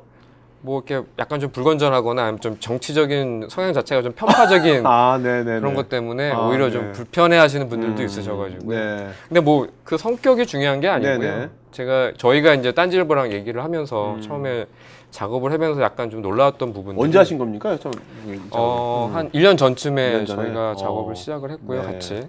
근데 놀라웠던 부분들이 이제 딴지일보가 사실은 가장 취약했던 부분들이 보안이었거든요. 네. 그리고 보안이었는데 또 공교롭게도 IT 전문 전담 인력이 안 계세요. 그렇겠죠. 딴지일보에 어째 없을 것 같아요. 느낌이. 그래서 뭐 대부분의 작업이라든지 어떤 진행을 사실은 그 편집장님이라든지 네. 아니면 그 딴지 총수이신 분들이랑 여기는 그 인력들이 굉장히 오래되지 않았습니까? 딴지일보는 사람들이? 연령대도 좀 됐을 것 같은데, 어느 정도. 그 원래 계셨던 연식이 분들은 네. 좀 오래 되셨고요. 네. 이제 최근에는 좀 저 딴지 마켓 비즈니스 좀 잘 되면서 많이 좀 들어오신 것 같아요. 네. 뭐 벙커라든지 그런 새로운 시도도 하고 계시고. 그래서 뭐 저희가 놀라웠던 부분들은 항상 이 딴지 사이트가 그 보안적인 취약의 부분에 많이 노출돼 있다 보니까 네. 뭐 해킹의 대상이 된다든지 아니면 뭐 디도스 공격의 대상이 네. 된다든지 네. 뭐 그런 부분들 사실 많이 고민이 많으셨거든요. 그래서 클라우드 옮기고 나면서부터는 이제 그런 부분들에 대해서 사실은 뭐 보안적인 해킹에 대한 문제라든지 그런 부분들을 완전히 해결하셨고요. 네.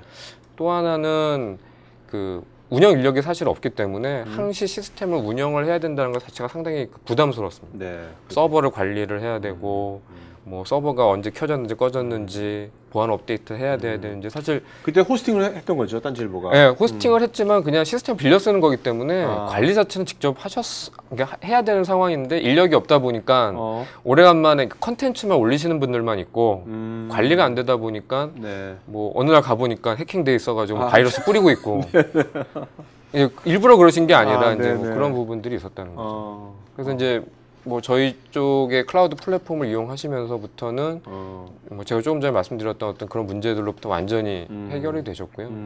뭐 왜냐하면 마이크로소프트의 어떤 기본적인 모든 보안에 대한 어떤 그런 부분들이 저희 데이터 센터에는 전부 다 적용이 되어 있기 때문에 뭐 마치 마이크로소프트닷컴을 해킹하는 거나 딴지일보 사이트를 해킹하는 거나 사실은 동일한 수준의 어떤 보안 수준으로 되어 있기 때문에 아마 제가 유명한 해커라도 마이크로소프트닷컴을 해킹을 해서 제 이름을 걸어놓지 딴지일보의 이름을 걸어놓는 그 정도의 똑같은 노력이라면 그렇죠. 예, 뭐 그런 식으로 볼 수도 있겠죠. 자, 여기서 비용 절감을 하셨는데 여기서 호스팅하다가 이제 클라우드로 이전하면서 어느 정도의 비용이 절감됩니까? 뭐 정확하게 뭐 비용이 얼마만큼 절약이 됐다라기보다는 이제 과거에는 그걸 통해서 이제 뭐 이 딴지일보 사이트 자체가 사용자 폭주할 때 엄청 폭주하거든요. 뭐 아주 엄청난 대박 기사가 나왔다든지. 이제 그러면 이제 그 시스템 사건이 벌어졌을 때. 그래서 사건이 벌어졌거나 그랬을 경우에는 그래서 뭐 그때는 돈을 또 많이 주고 시스템 확보를 했는데 또 사용자 빠지게 되면 그거를 사실은 어느 정도 기간 유지를 해야지만이 호스팅에서는 그게 가능하기 때문에 이제 그런 부분들도 클라우드를 이용하시면서 아주 탄력적으로 필요할 때는 늘리시고 뭐 필요 없을 때는 줄이시고. 자, 근데 이분들이 호스팅에서 이제 클라우드로 마이크로소프트 클라우드로 애저로 이전하는 그 기간이 얼마나 걸렸습니까? 실제적으로는 한 2달 정도. 2달. 왜냐하면 기존에 쓰고 계시던 어떤 PHP와 그 SQL, MySQL 같은 기능들을 전혀 바꾸지 않으셨어요. 그냥 PHP를 클라우드 서비스로 변화를 하시고 그 다음에 MySQL도 그대로 가져오시고 근데 그랬기 때문에 뭐 실제 기술이 바뀌지 않았고 그냥 플랫폼에 대한 어떤 그 클라우드 플랫폼에 대한 어떤 그 변경에 대한 약간의 어떤 그런 요소들만 감안하셨기 때문에 한 2달 정도의 작업만으로도 실제 기존 환경 호스팅 환경에서 퍼블릭 클라우드로 옮긴 케이스라고 볼 수가 있습니다. 어떻습니까? 그러고 나서 이분들의 어떤 뭐랄까 반응이랄까 뭐 그런 것들은 어때요? 만약에 이제 한 번은 이제 문제가 만약에 좀 생길 가능성이 있거나 그러면 이제 가끔가다 이제 장난 문자도 오긴 합니다. 여기 편집장님이 뭐 책임지세요. 뭐 빌 게이츠 잃을 겁니다. 뭐 이런 거라든지 뭐 만약 문제가 있으셨으면 지금 아마 다른 쪽 시스템으로 이전을 하셨거나 왜냐하면 호스팅에서 이쪽 클라우드로 오기도 쉬우셨지만 또 저희 클라우드를 이용하시다 다른 클라우드 가는 것도 사실은 어렵지 않습니다. 그렇겠네요. 근데 이제 저희 쪽 아직 쓰고 계시다라는 건 어떤 서비스에 대한 만족도라든지 안정성이라든지 이제 그런 부분들이 더 그 유효하지 않았나라고 생각이 듭니다. 여기는 직원이 한 몇 명이 되는 겁니까? 다 합쳐서? 정확하게 뭐 직원 숫자는 제가 잘 모르겠는데 IT 운영 인력 자체 같은 경우에는 현재 그 시스템을 봐주시는 분이 한 분 따로 계십니다. 그분이 이제 왔다 갔다 하시면서 관리를 하시는 거지 전담을 해가지고 IT를 이렇게 막 이렇게 관리를 하시거나 그런 분들 자체는 따로는 제가 없는 앞으로 이렇게 중소기업이 지금 딴지일보처럼 꼭 미디어가 아니더라도 다양한 서비스형의 중소기업이 되게 많이 생길 것 같거든요. 그런 데들은 다 이런 유사한 케이스가 되겠네요. 예, 뭐 충분히 가능성이 있다고 저는 봅니다. 네, 그렇죠. 자, 두 번째 여기는 JYP? JYP 맞습니까? 예. 내가 아는 JYP 맞아요? JYP 엔터테인먼트 맞습니다. 그러면 직접 만나보셨어요? 박진영 씨도? 아쉽게도 박진영 씨는 못 변하고 그쪽에 IT 팀장님만 뵙고 왔어요. 박진영 씨가 클라우드 서비스를 뭐 좋아할 것 같지 않아? 뭐 아마 근데 알게 되면 좋아하실 수 있을 것 같고. 여기는 왜 어떤? 최근에 그 아마 JYP 네이션이라고 해서 어떤 이벤트를 하시게 되는데 JYP가 요즘에 한류 열풍 때문에 한국뿐만이 아니라 동남아에도 공연을 하시고 그런 걸 홍보하기 위한 웹사이트를 하나 하셔야 되는데 뭐 공연이라는 것이 한 3개월 전에 공지를 해서 웹사이트를 운영하고 실제 공연이 끝나게 되면 웹사이트를 더 이상 운영할 필요가 없거든요. 그렇죠. 근데 이제 그것 때문에 뭐 동남아에 또 웹사이트를 구축을 해야 된다든지 호스팅 업체를 만나서 미팅을 하고 직원이 파견을 가야 되고 출장도 가야 되고 이런 일이 필요하잖아요. 근데 그러지 않고 그냥 동남아시아에 마이크로소프트에 있는 데이터 센터를 이용을 해서 웹사이트를 그냥 서울에서 그냥 디플로이를 하신 거죠. 근데 그렇게 되면 뭐 그리고 또 이런 이벤트 웹사이트 자체가 티켓 구매라든지 그런 쪽에 다 연결이 돼 있겠는데 사람들이 너무 많이 들어오면 또 다운될 수도 있잖아요. 네네. 근데 그런 부분들에 대한 사이징, 그다음에 특정 기간만 사용하는 어떤 그런 이벤트 웹페이지의 특성.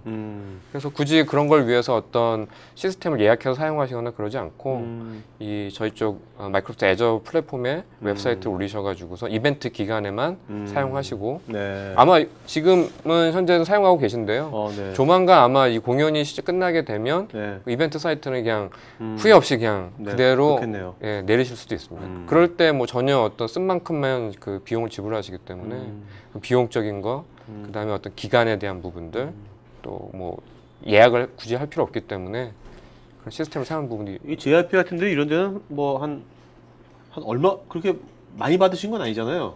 뭐 어차피 월정이니까 이게 크게 사용하신 만큼 맞아요. 예, 하시는 그렇다면 거기 이걸 때문에 아예 받지 않고 JRP한테 야 그러지 말고 당신 한번 이걸로 한번 간증 한번 해달라고 CF 간증. 예? JRP가 CF 간증하는 거죠. 되게 좋을 것 같은데. 뭐 그건 일단은 뭐 저희가 사례 같은 경우에는 서면적으로 이런 사례에 대한 부분들도 이렇게 하는 걸 동의를 받았고요. 네. 지금도 이렇게 말씀드릴 수 있는 사례들은 외에도 많지만 뭐 이렇게 제가 말씀드릴 수 있는 것만으로도 사실은 감사하게 생각을 하고 있습니다. 사실 요즘 저도 중소기업들 CEO들하고 여기서 이제 매주 토크쇼를 하는데 보면 요즘 중소기업들이 이제 창업해가지고 국내보다는 바로 해외로 국내 많이 진출하더라고요. 예. 그럴 때 이런 뭐 글로벌한 이런 이제 인프라 이용하면은 되게 좋을 것 같아요. 중소기업들도. 사실 뭐 네. 국내 비즈니스만 하신다고 하고 사용자를 몇 명이 들어올지 정확하게 예측하고 계시다라면 네.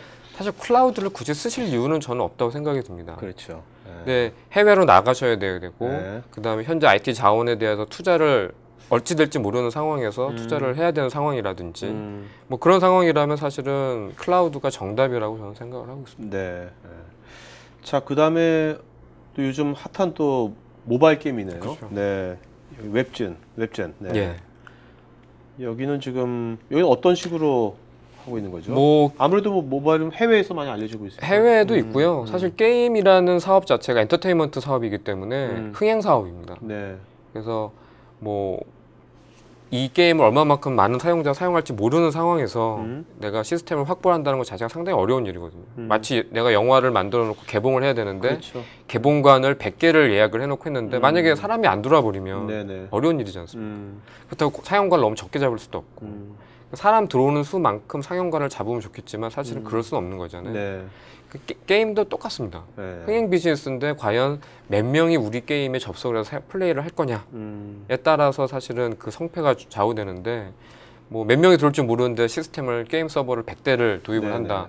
엄청 부담스러운 일이죠. 네. 그래서 뭐 대부분의 게임사들은 아마 그 다른 어느 인더스트리보다도 게임사들이 아마 클라우드 도입에 가장 적극적인 이유가 아마 그런 엔터테인먼트 비즈니스 특성상 그 미래를 예측할 수 없는 어떤 시스템 IT 자원에 대한 부분들 때문에 가장 많이 사용을 하고 있지 않나. 네. 그래서 웹젠은 현재 뭐 해외 쪽에 게임을 퍼블리싱한다든지 뭐 새로운 모바일 게임을 런칭을 한다든지 그런 형태에서 이제 클라우드 시스템을 사용하고 계시죠. 네. 요즘 이렇게 클라우드 서비스가 이렇게 활성화되기 때문에 뭐 창업하고 신규 비즈니스를 우리가 런칭하는데 10년 전보다 비용이 엄청 적게 들 것 같아요.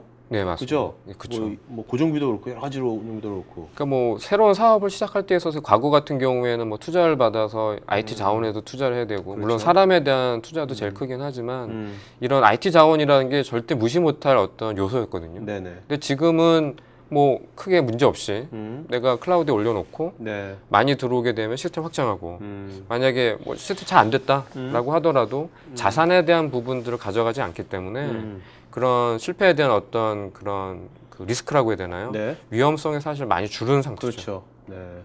지금 이제 웹젠이라든지 다른 게임 회사들은 그 전에는 다 호스팅을 썼을 거 아닙니까? 뭐 호스팅이라든지 아니면 자체 서버. 예. 네. 그렇게 해서 좀 마이크로소프트 애저로 이전하는데 이런 데는 보통 얼마나 걸립니까? 아까 같은 딴지일보 같은 경우는 그 IT를 전혀 잘 모르는 조직이고요. 예. 여기는 되게 잘하는 조직이잖아요. 그쵸. 여기는 또 더 짧을 것 같은데. 물론 이제 규모는 훨씬 더 크지만 규모에 따라서 차이가 있고요.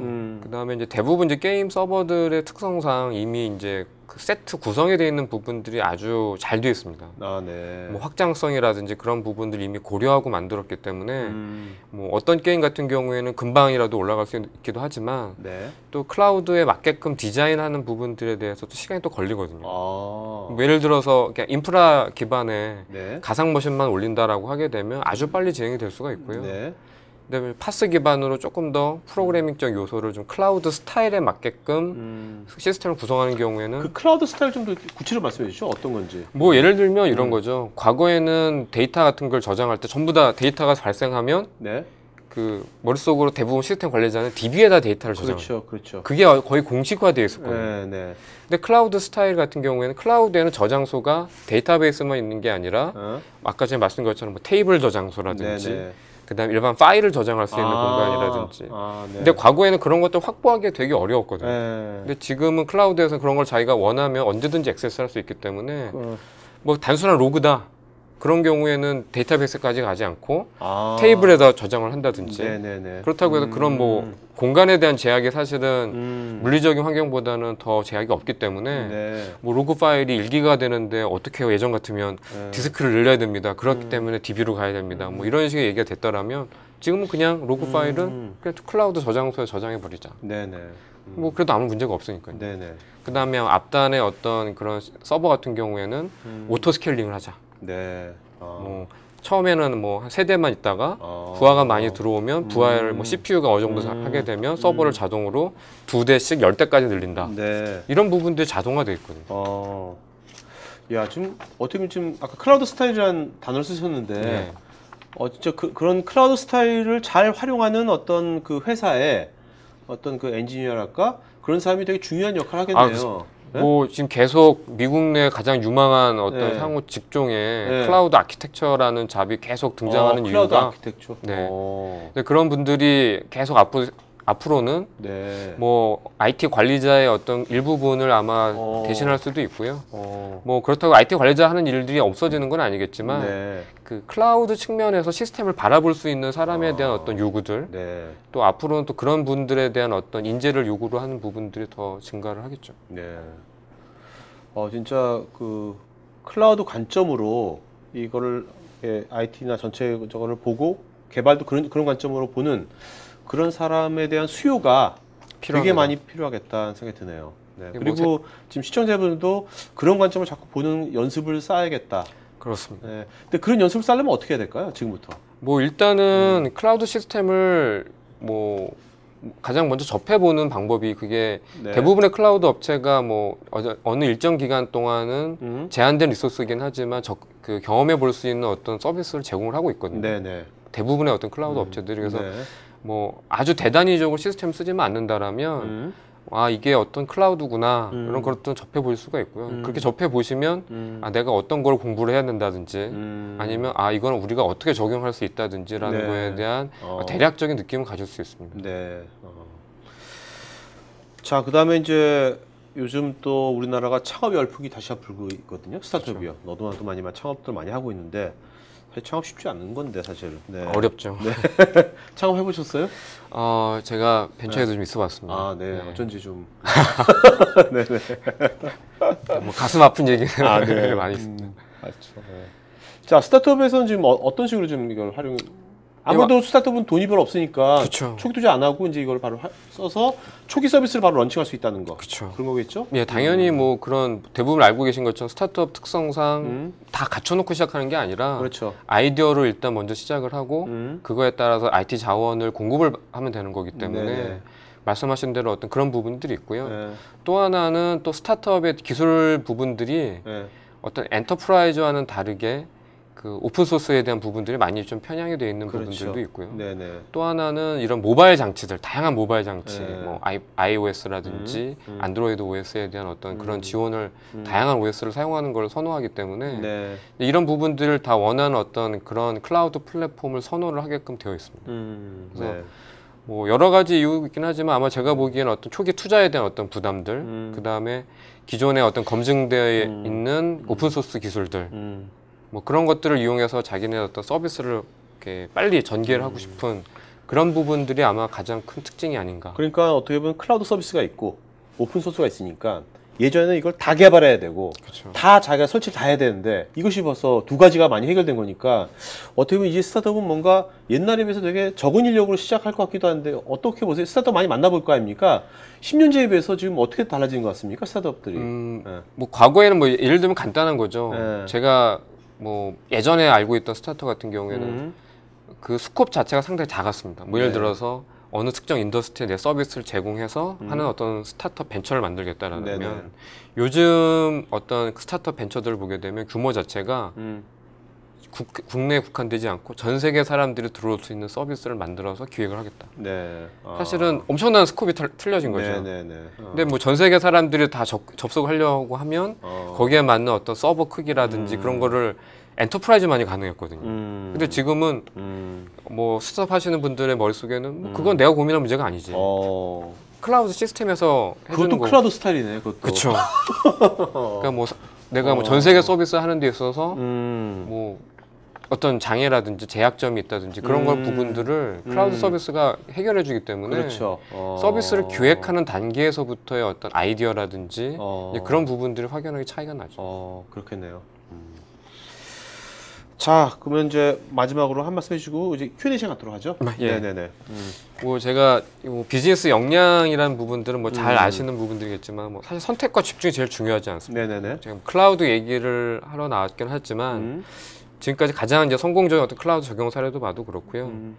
그 뭐 빵을 만든다고 하면 처음부터 뭐 밀부터 심어가지고 계란도 닭도 키우고 그래서 만든 밀가루와 계란이 참 좋긴 하겠지만 현대 시대라는 그 비즈니스라는 것 자체가 사실 그렇게 해서는 다 할 수가 없지 않습니까? 네네, 그렇죠. 그래서 어떤 기본 원천 재료라든지 이제 그런 부분들은 검증된 업체로부터 제공을 받고 내가 잘할 수 있는 부분들, 뭐 맛있는 빵을 만드는 아이디어라든지 아니면 그걸 잘 팔 수 있는 어떤 아이디어를 가지고 승부를 해야지 어떻게 하면 좋은 밀을 만들어낼까, 어떻게 하면 좋은 계란을 만들어낼까에 오히려 그 집중하게 된다라면 원래 하고자 하는 어떤 비즈니스에 대한 부분들도 놓칠 수 있다는 거죠.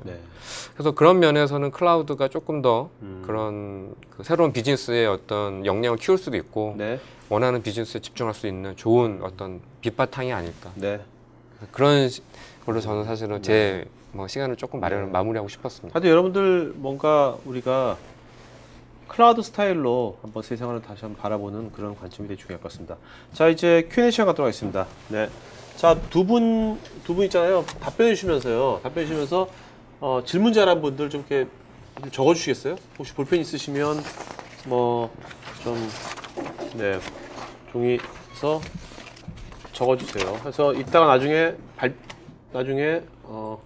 질문 잘한 분들을 이렇게 발표해 주시면 되겠습니다. 이렇게 하죠. 그 이사님 지금 여러분 설문조사가 아니고 설문에 응해주시면 저희가 더 좋은 방송 만드는데 반영하겠고요. 설문에 응해주신 분들한테 저희가 또 50분한테 스타벅스 기프티콘 보내드리도록 하겠습니다. 자, 이렇게 하죠. 이사님 질문 잘한 분 3분 추첨하죠. 3분이요? 세 분. 그다음에 신이사님도 한 3분 정도 써주시면 나중에 해서 원래 6분, 원래 3분만 드리기로 했는데 저희가 6분에서 신이사님 또 책 쓴 거 저자 사인한 책 보내드리도록 하겠습니다.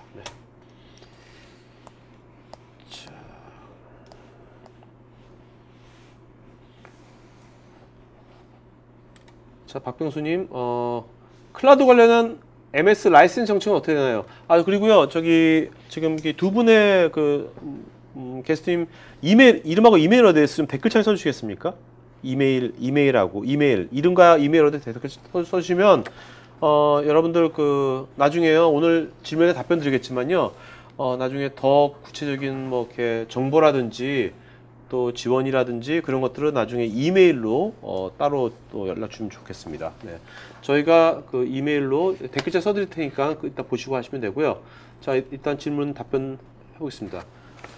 클라우드 관련된 MS 라이센스 정책은 어떻게 되는지 박병수 씨. 제가 답변을 드릴게요.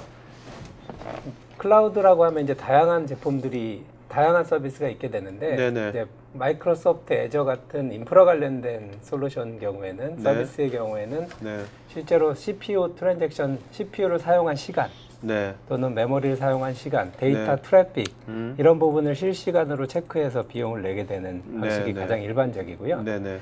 애플리케이션 서비스인 오피스 365 같은 경우에는 사용자당 라이선스 비용을 부과하게 돼요. 그래서 월에 뭐 5,000원, 월에 8,000원, 사용자 한 명당. 그래서 10명이면은 뭐 5만 원, 8만 원. 선택하는 상품에 따라서 비용이 책정되는 그런 방식. 알겠습니다. 김승겸님, 퍼블릭 클라우드라고 하면 개인정보 관련된 부분이 노출이 되어 불안한 점이 있을 수가 있는데 이와 관련해서 마이크로소프트에서 어떠한 방식으로 보안을 운영하며 또한 이런 불감증으로 인해서 프라이빗 클라우드 또한 개인들이 많이 사용하는 것 같은데 어떻게 생각하시는지요? 뭐 개인정보 보호라든지 뭐 그런 차원에서 질문을 하신 것 같은데요.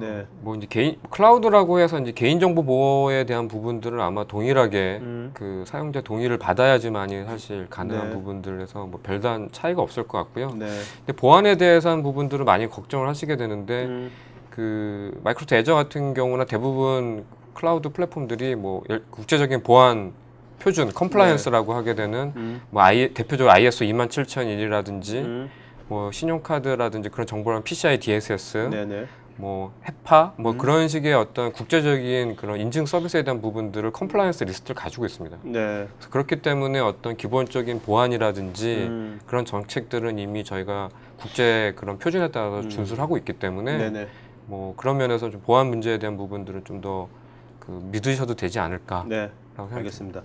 자, 정재훈님, 클라우드 이전에는 IT 담당자들은 마이그레이션 이슈, 이전 예산, 보안, 인프라 등등 복잡하고 힘든 검토 사항이 너무나 많았습니다. 이런 와중에 작년 말 너바닉스의 파산, 올해 아마존 웹서비스의 계정 해킹, 클라우드 기업들 내의 심각한 보안 정책 위반 등 클라우드를 검토하는 중소기업 담당자들 입장에서는 불안 요소들이 점점 증가하는 상황인데 이에 대한 종합적인 해결책이나 꼭 검토해야 될 부분을 명쾌하게 제시해 줄 기준점이 있을까요? 뭐 아까 조금 전에 질문하셨던 부분들 뭐 연결된 질문인 것 같긴 한데요. 뭐 이런 그 보안에 대한 어떤 부분들이 아마 가장 문제가 될 것 같고요. 그 다음에 어떤 시큐어한 어떤 데이터에 대한 어떤 보호라는 측면이 가장 큰 문제가 될 것 같은데요. 좀 전에 말씀드렸던 국제적인 어떤 컴플라이언스에 대한 부분들이 가장 큰 안전장치라고 볼 수가 있고요. 뭐 거기서 나오고 있는 어떤 국제 표준에 대한 부분들에 대한 준수들이 가장 있고요. 보안 말고요. 보안은 아까 말씀하셨고 어떤 그런 이제 성능에 대한 안정성 있지 않습니까? 안정성에 대한 이슈는 어떻습니까? 안정성은 이제 저희가 이제 퍼블릭 클라우드 같은 경우에는 SLA 뭐 사용자 수준 그 서비스 수준 계약서라고 해가지고서 서비스 레벨 어그리먼트에 보게 되면 1년에 몇 시간 정도는 가용성에 대한 부분들을 저희가 보장을 하고요. 그걸 못했을 경우에는 그 크레딧을 제공을 하는 그런 형태로 서비스를 저희가 이제 사용하신 분들한테 제공을 해드리고 있습니다. 자, 그다음에 유세현님, MS가 기업용 라이센스 정책을 엄격히 가지고 있는 것으로 알고 있는데요. 회사 내 프라이빗 클라우드 구성 시 대비한 라이센스 정책을 가지고 있는지요? 예, 물론 가지고 있고요. 프라이빗 클라우드 구성했을 경우에는 저런 서비스 프로바이더 라이선스 어그리먼트라고 하는 스플라 라이선스 정책이 적용이 됩니다. 그래서 윈도우즈 서버 데이터 센터 에디션을 구매를 하시게 되면 그 위에 올라가는 VM들의 개수에 제한 없이 다 무료로 사용하실 수 있는 형태의 정책을 가지고 있습니다. 그래서 스플라 라이선스를 사용하시면 프라이빗 클라우드 구축하시는데 사용하시면 됩니다. 이준성님, 클라우드로 시스템을 변환하는 데 있어서 항상 고민이 라이센스 문제와 각 서버 및 PC의 클라우드로의 이전인데 이를 위한 MS의 지원 정책은 MS 관련 서버와 타사 서버 시스템으로 어떻게 구분하여 진행되는지요? 뭐 아마 타사 서버 시스템이라는 게 아마 오픈소스라든지 리눅스를 의미하는 거라면 뭐 라이센스는 이미 그 신이사님께서 말씀을 하셨기 때문에 답이 됐을 것 같고요. 실제로 별반 어떤 구분해서 진행을 하지 않습니다. 금액에서 약간 차이가 있을 수는 있거든요. 뭐 리눅스 VM이냐 아니면 윈도우스 VM이냐 SQL 서버가 설치된 VM에 따라서 가격에 약간의 차이가 있을 뿐이지 뭐 관리나 뭐 그 지원 정책에 대해서 별다른 차이가 있지는 않습니다. 알겠습니다. 조금 더 부연 설명을 드리면 그 버추얼 머신에 올라가는 운영 체제는 밑단에 있는 호스트 서버가 데이터 센터 라이선스로 되어 있다면 리눅스든 윈도우즈든 상관없이 다 커버가 된다고 보시면 됩니다. 김수열님, 중소기업에서 주로 사용하는 호스팅 서비스에 비해서 클라우드 사용 시 얻을 수 있는 비용 절감 효과와 보안상의 장점이 무엇입니까? 호스팅하고 대비해서. 호스팅 서비스라고 하면 기본적으로 서버 호스팅을 이용하시게 되는데요. 그렇죠. 그거는 사용량에 상관없이 월에 10만 원 또는 5만 원 고정적인 비용을 내시게 되시는 거예요. 그건 서버를 사실은 사용하는 달도 있고 그냥 아주 적은 수의 사용자들이 접근하는 경우도 있거든요. 그와 상관없이 비용을 항상 10만 원 내시거든요. 그런데 클라우드는 실제로 그런 부분들이 사용량에 따라서 가기 때문에 일반적으로 평균으로 했을 때 비용이 더 적게 나온다라고 이야기하는 거고요. 사용량이 많다면 사실은 더 나올 수도 있는 거죠. 그런 부분들은 한번 검토해 보셔야 되지만 평균적으로는 훨씬 더 비용적으로 유리하다라고 보셔도 될 것 같습니다. 그러니까 뭔가 이렇게 피크치가 요동이 많이 칠수록 훨씬 더 유리하겠죠. 그렇죠. 클라우드가. 그렇죠. 서길재님, 호스팅 업체는 보통 애플리케이션까지 제공해서 고객은 크게 신경 쓰지 않고 사용만 하는 경우가 많은데 클라우드로도 하게 되면 애플리케이션 고객이 모두 개발해야 넣어야 되는 건지요?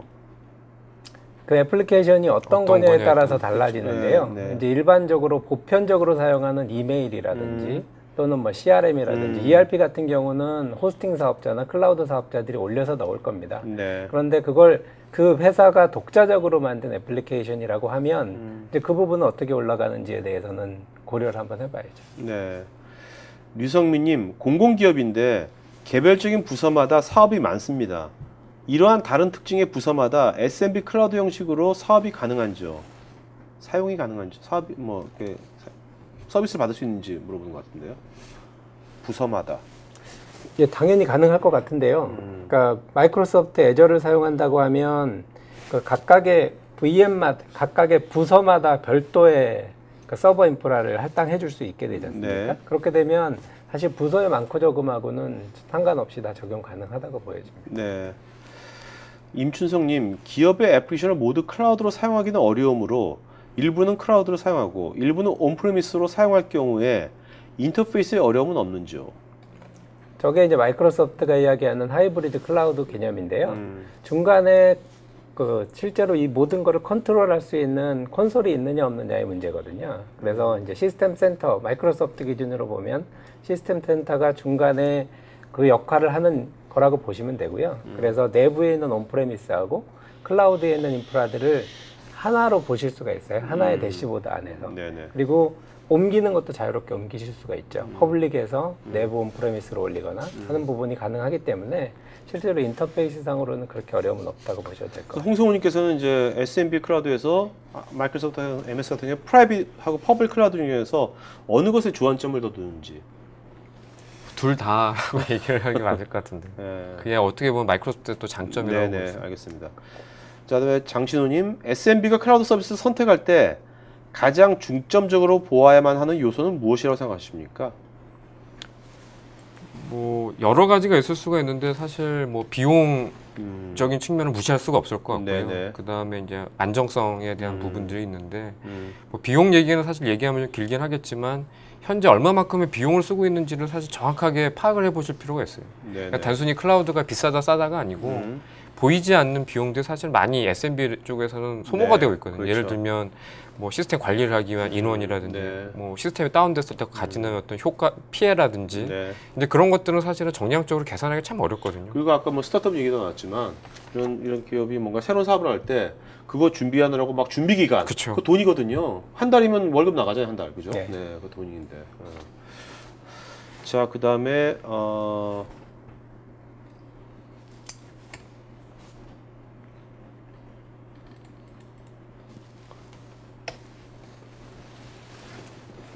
이준성님, 금융 부문 중 일부 회사는 규모는 작은데도 각종 규제가 제1금융권 수준으로 적용되고 있어서 퍼블릭 클라우드를 도입하는 데 많은 고민을 가지고 있습니다. MS에서는 이런 상황에 대해서 감독기관에 대한 대응 방안을 따로 가지고 있는지요? 금융권에서의 규제하고 국정원에서의 규제는 이제 데이터 로케이션이 한국 내에 있느냐 아니면 국외에 있느냐를 가지고 규제를 하거든요. 그래서 이제 아까 하이브리드 클라우드가 하나의 그 솔루션이 될 수 있는데요. 이제 중요한 데이터나 이런 부분은 내부에다 두시고 실제로 그게 구동되는 그 가상 환경 자체는 퍼블릭으로 놓는 뭐 이런 형태로 가실 수 있는 부분도 있고요. 그 실제로 미국 같은 경우에는 국방부도 퍼블릭 클라우드를 쓰고 있거든요. 그래서 이제 그런 부분은 클라우드 관련된 업체들이 만든 뭐 포럼이나 협회나 이런 부분에서 정부하고는 지속적으로 이야기는 현재 하고 있는 중이라고 보시면 될 것 같습니다. 좀 부가적으로 설명을 드리자면 최근에 그 공공기관하고 금융기관에 대한 어떤 그 전산 시스템에 대한 감사가 사실은 국정원에서 방통위로 아마 이전이 된 걸로 알고 있습니다. 그래서 제가 보기에는 뭐 그런 부분에서 약간 좀 변화가 생기지 않을까 조심스럽게 예측을 또 해요. 네. 유세현님, 글로벌 중 중국에서의 클라우드 서비스 동향은 어떻게 되는지요? 뭐 중국 쪽 같은 경우에는 그 마이크로소프트 같은 경우에는 저희가 2NE1 비아넷이라는 중국 내에서 가장 큰 호스팅 업체랑 이렇게 해가지고 그 어떤 조인트 벤처 같은 형태대로 해가지고선 서비스를 하고 있고요. 근데 그럴 수밖에 없는 이유가 아까도 말씀드렸지만 어떤 중국 정부의 정책적인 뭐 예를 들어서 뭐 중국 정부가 원할 때는 네트워크를 외부로부터 들어오는 걸 막아야 된다라는 어떤 그런 조항이 있기 때문에 그 중국 내 현지 업체랑 하고 있고요. 서비스 자체는 약 한 80%가 일반 퍼블릭 클라우드에 있는 부분들과 동일하게 운영이 되고 있습니다. 완전히 100%는 똑같지는 않지만 뭐 비슷한 동일한 그 UI와 VM 서비스도 일부 서비스가 약간 누락이 되어 있긴 하지만 거의 동일한 상태의 서비스가 중국 내에서도 서비스를 하고 있습니다. 이유정님, 사스 서비스 사업자를 위한 별도의 SQL 윈도우 서버 라이센스 정책이 있으신지요? 네, 있고요. 이제 아까 프라이빗 클라우드 말씀드렸을 때 서비스 프로바이더 라이선스 어그리먼트, 스플라라고 하는 정책이 있다고 말씀드렸는데요. 사스 서비스 사업자도 역시 서비스 사업자라서 그대로 스플라 형태로 클라우드 사업을 하실 수 있는 라이선스 정책을 갖고 계십니다. 네, 김수열님, 업무용 메일 서버를 클라우드로 사용 시에 사용자 정보 등을 포함한 데이터 암호화와 백업 및 복구의 안정성을 어떻게 신뢰할 수 있을까요? 뭐 메일 서버라고 하면 뭐 익스체인지 서버 뭐 그런 걸 암호화 백업에 대한 부분들은 뭐 암호화는 아마 동일한 방식으로 진행을 하시면 될 것 같고요. 그다음에 백업은 클라우드 자체가 모든 어떤 스토리지 매체 자체를 삼중화를 하고 있습니다. 그렇기 때문에 뭐 특정 데이터 자체가 뭐 순간 스토리지 자체가 장애가 생긴다고 해서 데이터가 사라지지는 않고요. 뭐 필요하다라면 또 다른 클라우드 저장소에다가 그런 부분들을 백업을 할 수는 있긴 하지만 뭐 굳이 이제 그런 부분들까지 그럴 가능성에 대한 뭐 예를 들어서 저희는 한 데이터 센터 문제가 되면 다른 데이터 센터에 이제 리드오니 데이터가 사실은 백업이 되어 있습니다. 그렇기 때문에 그 데이터를 가져서 사용하셔도 되기 때문에 뭐 필요하시다면 이제 사용자 입장에서 하실 수도 있지만 데이터의 어떤 손실이라든지 그런 측면 자체가 사실은 그러니까 기본 SLA 갖고도 충분히 커버가 되는 거고 정말로 고민스러우면 또 다른 SLA 하면 되는 거죠. 뭐 추가적으로 자기 스토리지에서 쓰시면 되니까. 자, 서길재님, 윈도우 서버 환경에서 사용 중인 내부 서비스를 클라우드 환경으로 마이그레이션 할 때 어떤 식으로 진행이 돼야 하는지요? 아니면 새로 구축을 해야 하는지요? 뭐 기존의 어떤 클라우드 서비스, 기존에 돌아오는 서비스가 어떤 형태냐에 따라서 조금 다를 수가 있는데요. 뭐 클라우드 형태로 서비스를 하는 부분들에서 약간의 변경된 부분도 있습니다. 예를 들면 그 멀티 테넌트 아키텍처이기 때문에 만약에 어떤 특정 정보를 가지고 서비스가 물고 있다라면 이 서비스를 여러 개를 복제했을 때 뭐 문제가 생길 수도 있거든요. 그러니까 싱글 서비스 형태의 구조로 돼 있다라면 멀티 구조로 사실 바꿔야 되는 그런 아키텍처적인 변화에 대한 부분들이 있습니다. 뭐 그런 부분들이 또 하나 있을 거고요. 뭐 내부 서비스가 어떤 거냐에 따라 사실은 답변을 드리는 게 달라질 수가 있겠네요. 그러니까 부연 설명을 좀 하면 그 인프라 서비스로만 그냥 쓰고 있었다면 VM으로만 쓰고 있었다고 하면 그 부분은 시스템 센터 같은 도구를 이용해서 클라우드하고 내부 환경하고 왔다 갔다 하는 게 가능한 거고요. 그게 이제 애저의 플랫폼 형태의 서비스를 같이 이용해서 멀티 테넌트 기능을 썼을 경우에는 지금 이제 그게 맞는 거고요. 그래서 일반적으로는 마이그레이션 하는 것이 굉장히 쉽게 가능합니다. 네, 알겠습니다. 자, 그 다음에 유진호님께서는요, 다른 벤더하고 비교해서 MS만의 고객 유치를 위해서 어떤 기술력 위에 어떤 제안을 하실 건 뭐 있는지 뭐 프로모션이라든지 굉장히 재밌는 질문인데요. 사실 마이크로소프트가 그렇게 늦게 뛰어든 건 아닌데요. 마케팅을 좀 잘 못한 것 같아요. 그래서 후발 주자를 알고 계신데 물론 이제 아마존보다 늦게 들어간 건 맞고요. 이제 다른 벤더들보다는 좀 빨리 들어갔고요.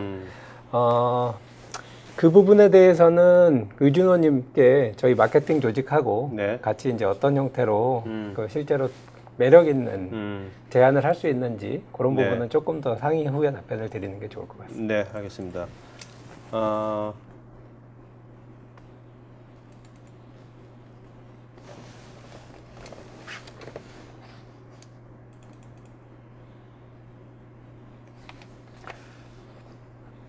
이경무님, salesforce.com의 클라우드 플랫폼과 앱 익스체인지를 검토하고 있습니다. MS의 클라우드 서비스보다 훨씬 사용상 완성도가 높아 보이던데 MS도 이와 유사한 시장이나 서비스를 개발 중이시죠? 여기 이제 사스 모델, 사스 서비스. 네. 이게 salesforce.com을 쓰더라도 애주어를 쓸 수 있는 거죠? 제가 잘 몰라서. 뭐 어떻습니까? 저희가 최근에 세일즈포스랑도 제휴를 맺은 부분들이 있고요. 약간 성격이 좀 다르다고 봅니다. 네네. 애저는 이제 이아스와 파스적인 그렇죠. 거고, 네네. 세일즈포스는 이제 뭐 파스 일부 있기도 하고, 이제 네. 파스와 사스를 갖고 있는 게 세일즈포스닷컴이기 때문에, 근데 뭐 그런 이제 세일즈포스의 나름 장점도 있지만. 국내 어떤 업무 특성상 어떤 커스텀한 어떤 사용자 요구를 다 일일이 받아들이지 못한다라는 또 그 정형화된 어떤 컴포넌트 네네. 구성으로 돼 있다 보기 때문에 아마 그런 부분들에 대해서 아주 장단점이 있지 않나. 네, 저는 알겠습니다. 강성원님, ISP 업체 관련된 일을 운영하고 있는데요. 기존 대형 ISP 업체에 대응할 만한 기업 전략은 어떤 게 있을까요? 좀 더 질문을 좀 더 구체적으로 해주시면 고맙겠습니다. 저 이메일 같은 걸로. 네. 황상준님, 모든 서비스에 대해서 데이터 보호를 위한 방법이 제공되는지요? 제공된다면 파스의 경우에도 적용되는 것인지요? 네, 뭐 모든 어떤 데이터 자체가 그 스토리지 공간에서 관리되고 있기 때문에 스토리지 네. 공간은 공간은 전부 다 아까 말씀드린 삼중화되어 있습니다. 그 뭐 파스가 됐던 이아스가 됐건 동일합니다. 네.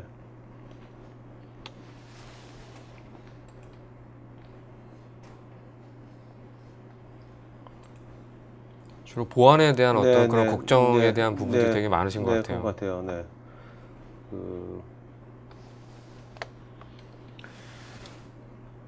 유남영님, 클라우드 서비스의 궁극적인 목표는 서비스 제공자들끼리도 서로 리소스를 공유하는 환경으로 가야 할 거라고 생각하고 있는데요. 과금 문제나 호환성 등을 고려하면 실현 가능할 것으로 보이는지요? 리소스를 공유한다는 표현이 조금 약간 좀 애매하긴 한데요. 그 아마 제가 이제 이해하기로는 그 서비스를 가지고서 이제 클라우드에 올리셔가지고 그거를 이제 또 다른 분들한테 공급을 하시는 이제 그런 경우라고 만약 생각을 한다라면 네. 말씀하신 것처럼 그런 그 빌링이라든지 메터링 자체가 사실 상당히 중요합니다. 네네네. 그러니까 내가 클라우드에 올려놓고 어떤 서비스를 했는데 사용자들이 얼마만큼 들어와서 내 리소스를 썼는지에 대한 과금을 또 그렇게 해야 되기 때문에 네네. 또 그런 거에 대한 부분들이 이제 많은 클라우드 서비스 업체들 준비를 하고 있고요. 저희도 이제 그런 거 관련된 어떤 API라든지 그런 것들을 사실 같이 제공을 하고 있습니다. 네. 그래서 뭐 API 관리 서비스 아직은 프리뷰 서비스이긴 하지만 뭐 얼마나 많은 유저가 들어와서 그 서비스를 썼는지라든지 어느 나라에서 들어왔는지라든지 뭐 그런 것들이 사실 시스템적으로는 저희가 준비가 돼 있습니다. 네. 정동환님, 클라우드 종류도 다양하고 어떤 클라우드를 도입해야 할지 정의 내리기도 쉽지 않은데 중소기업 입장에서 클라우드 도입 절차서가 있는지요? 절차서 있습니다. 뭐 예를 네. 들어서 전 세계적인 컨설팅 업체들이 이제 클라우드 디시전 프레임워크라고 해가지고서 현재 비용 분석을 비교를 하고 그 다음에 뭐 전개하는 모델, 그 다음에 이전 모델, 그 다음에 운영 모델에 대한 단계별에 대한 어떤 그런 도입 검토서가 있는데요. 사실 이제 저는 이제 그런 것보다도 그런 검토서가 중요한 것이 아니라 네. 현재 현재 기업의 시스템에 대한 걸 제일 잘하는 건 그 기업에 계신 분들이거든요. 네네. 클라우드에 옮겨갔을 때 어떤 장점에 대한 부분들을 한 가지만 있다라면 클라우드로 가시는 부분도 저는 맞다고 생각이 듭니다. 네. 그래서 뭐 그런 절차라든지 그런 부분들은 아마 찾아보시면 있을 수가 있는데 그런 어떤 디시전 프레임워크에 의존하기보다는 장점이 있다라면 사실은 이게 클라우드 쓰신다고 해서 엄청난 손해를 보거나 뭐 그걸 도입하기 위해서 엄청난 시간이 걸리는 게 아니기 때문에 네네. 아마 그런 프루브 오브 컨셉 POC 같은 걸 하시게 됨으로써 아마 그런 것들을 좀 더 이해할 자체적인 어떤 그런 도입 절차에 대한 부분들을 습득하지 않으실까. 네. 자, 그다음에 김현식께서 아까 딴지일보에서 아로니아 영양제를 판다고. 이게 뭔지 모르겠지만 아로니아가. 자, 그다음에 김현익 이분이 질문하신 게 요즘 중소기업 일자리가 없는데 SMB 클라우드 장점이 오히려 인력 창출에 방해가 되는 게 아닌지 기존 엔지니어 입장에서 질문드립니다. 예, 실제 실무자 입장에서는 뭐 IT 관리를 했는데 예전에 서버 한 50대를 운영했는데 50대 운영하기 위해서는 한 2사람이 필요했다라면 지금은 50대를 한 명이 하기 때문에 나머지 한 명은 필요 없는 거 아니냐. 이제 그렇게 생각할 수도 있는데요. 제가 뭐 또 하나의 사례를 사례는 아니고요. 지금 대부분의 어떤 IT 관리 조직에서 하는 일들이 대부분 시스템에 대한 어떤 관리적인 라는 이름 하에 사실 구매와 관련된 일을 많이 하고 있습니다. 그렇죠. 내가 뭘 살까, 뭘 사면 우리 회사가 더 잘 될까. 그냥 대부분 뭐 IT 기획이라든지 검토를 하신 분들이 사실 구매에 포커싱해서 일을 하시거든요. 근데 클라우드로 가게 되면 구매가 중요하지 않습니다. 그러니까 구매가 왜 중요하지 않냐면 내가 언제든지 썼다가 다시 옮겨갈 수도 있고 그걸 하기 위해서 내가 접근 과정이 너무 복잡한 게 아니거든요. 그래서 오히려 구매가 아닌 실제 시스템에 도움이 되는 일들을 더 많이 하고 계세요. 오히려 현업 부서에 가서 우리 이런 것도 모바일 서비스 하겠다.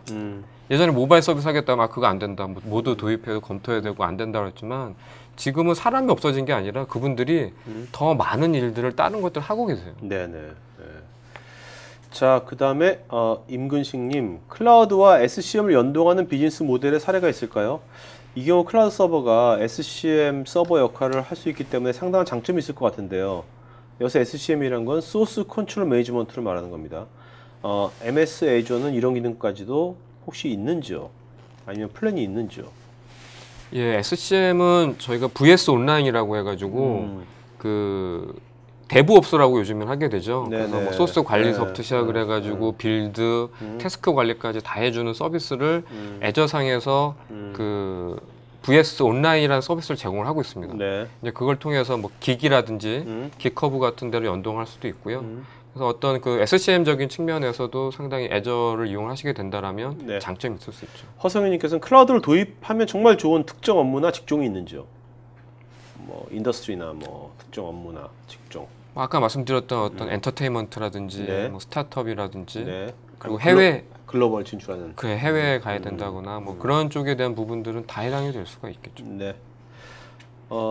황상준님, 클라우드는 어느 나라에서 접속하더라도 응답 시간에 대한 보장을 하는 건지요? 뭐 현재는 저희가 뭐 보장까지는 아니고요. 그러니까 대략적인 어느 정도의 어떤 레이턴시에 대한 부분들을 가지고 저희가 감안을 하고 있습니다. 그래서 뭐 대략 뭐 100ms 이내에 들어온다든지 뭐 그런 정확한 수치는 저희가 제공하지는 않지만 어느 정도 그런 글로벌 지역에서의 어떤 일정한 레이턴시에 대한 부분들은 저희가 제공하려고 노력은 하고 있습니다. 유준호님, 클라우드 도입으로 B2B 사업을 운영하고 싶은데 기술적 수준이 크게 요하지 않아도 사업이 가능한지요?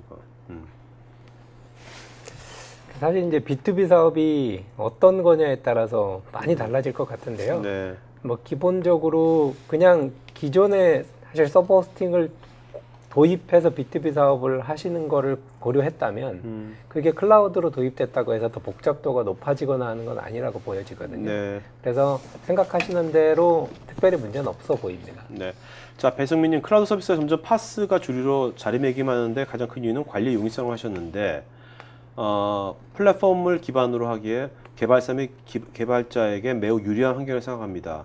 파스에 대해서 좀 더 구체적인 설명, 장단점 부탁드립니다. 이분은 개발자이신 것 같아요. 개발사나.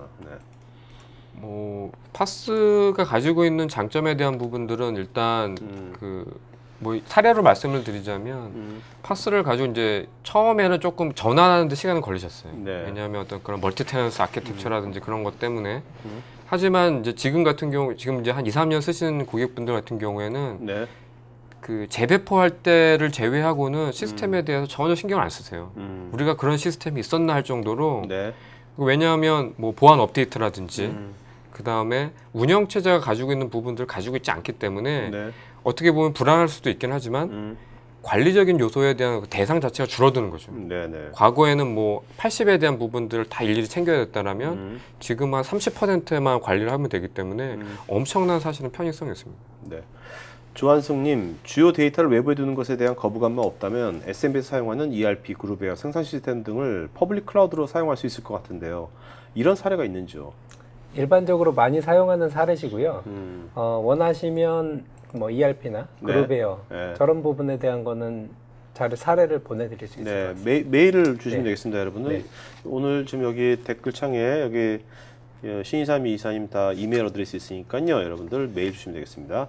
김병극님, 오피스 365에 대한 전문적인 이용과 활용에 대한 자료가 필요한데 생각보다 많이 없는 것 같아서 시중에서 따로 구할 수 있는지요? 오피스, 네, 그렇습니다. 오피스 365뿐만이 아니라 이제 클라우드 관련해서 이런 그 전문적인 서적이 사실 참 많이 부족한 게 사실이고요. 네. 뭐 여기 신인사님도 책을 쓰시긴 하셨지만 두 분이 책을 다시 한번 써야겠어요. 근데 저도 사실 그러고 싶긴 한데요. 이 클라우드 기술이라는 것이 워낙 빨리 변하기 때문에 이거를 뭔가를 해놓게 되면 뭔가 이북으로 하면 되지 않을까 뭔가. 그렇죠. 뭐 근데 3개월만 해도 사실은 과거 문서가 되는 게 사실은 지금 이쪽 클라우드에서는 현실이거든요. 그러다 보니까 아마 좀 리소스가 있긴 있습니다. 있긴 있는데 아마 온라인 상에서 많이 찾아보셔야 되는. 김병국님께는 저희 오피스 365 관련된 그 조직하고 이야기를 해서요. 자료를 드릴 수 있는 걸 한번 드려보는. 그다음에 김병국님 저희가 이렇게 오늘 SMB 클라우드 토크가 이게 시리즈로 계속 있거든요. 이번 주 금요일도 있고 또 다음 주에도 있으니까 그때 오피스 365 이야기 있습니다. 자세하게 할 거니까 그때 꼭 들으셔서 또 들으시면 좋겠습니다. 그다음에 정규성님, 클라우드 이용 시 보안 정책 DRM 적용이 가능한지요? 아마 DRM이라고 하면 미디어에 대한 아마 그 디지털 라이트 매니지먼트가 아닐까 생각이 드는데요. 가능합니다. 그래서 그 애저 미디어 서비스 같은 경우에는 뭐 그 플레이 포 슈어라든지 아니면 여러 가지 DRM 기술들을 이용을 해가지고 미디어 VOD를 구성을 한다든지 뭐 그런 부분들이 가능하고요. 아마 DRM이라는 게 콘텐츠에 대한 DRM이라면 가능하다고 답변을 드리고 싶습니다. 신광식님, 클라우드 애저 사용 시에 기본으로 설치해주는 솔루션이나 소프트웨어는 어떤 것이 있는지요? 기본적으로 필요한 솔루션 같은 경우에는 뭐 관리자 입장에서는 파워쉘 같은 툴들이 있으시게 되면 더 필요할 것 같고요. 그 외에 뭐 특별한 소프트웨어는 뭐 필요에 따라서 사용할 수도 있는데요. 뭐 클라우드 스토리지 익스플로러라든지 뭐 이런 서드 파티 툴들이 있습니다. 뭐 그런 옵셔널한 어떤 선택적인 문제지 꼭 반드시 클라우드 서비스 하기 위해서 필요한 부분들은 뭐 웹브라우저만 있어도 이제 뭐 생성하시거나 그런 데 전혀 지장이 없기 때문에 특별한 소프트웨어가 필요하다라고는 말씀을 드리기 좀 어려울 것 같습니다. 자, 문광영님, 안준하님 뭐 유사한 질문인데 DR 있지 않습니까? DR에 대한 지원은 어떻게 되는 건지, DR에 대한 구축사라든지 DR 지원. 그 사례는 제가 정확하게 기억은 못 하겠고요. 뭐 백업에 대한 부분들은 윈도우 서버라든지 그런 거는 아예 백업 지정할 수 있는 장소로 클라우드를 지정할 수가 있거든요. 윈도우 서버 2012라든지 최근에 나온 서버들 같은 경우에는 백업 장소를 아예 클라우드 스토리지에다가 둘 수가 있습니다. 그렇기 때문에 뭐 DR이라든지 그런 측면도 있고요. 또 하나는 스토어 심플이라고 해가지고 그러니까 스토리지 어플라이언스 장비인데 로컬에서 이제 있으면서 걔가 이제 증분 데이터 같은 경우를 자동으로 이렇게 클라우드 넘기는 어떤 그런 솔루션도 있기 때문에 DR 구축에 좀 더 용이하다라고 볼 수가 있겠죠.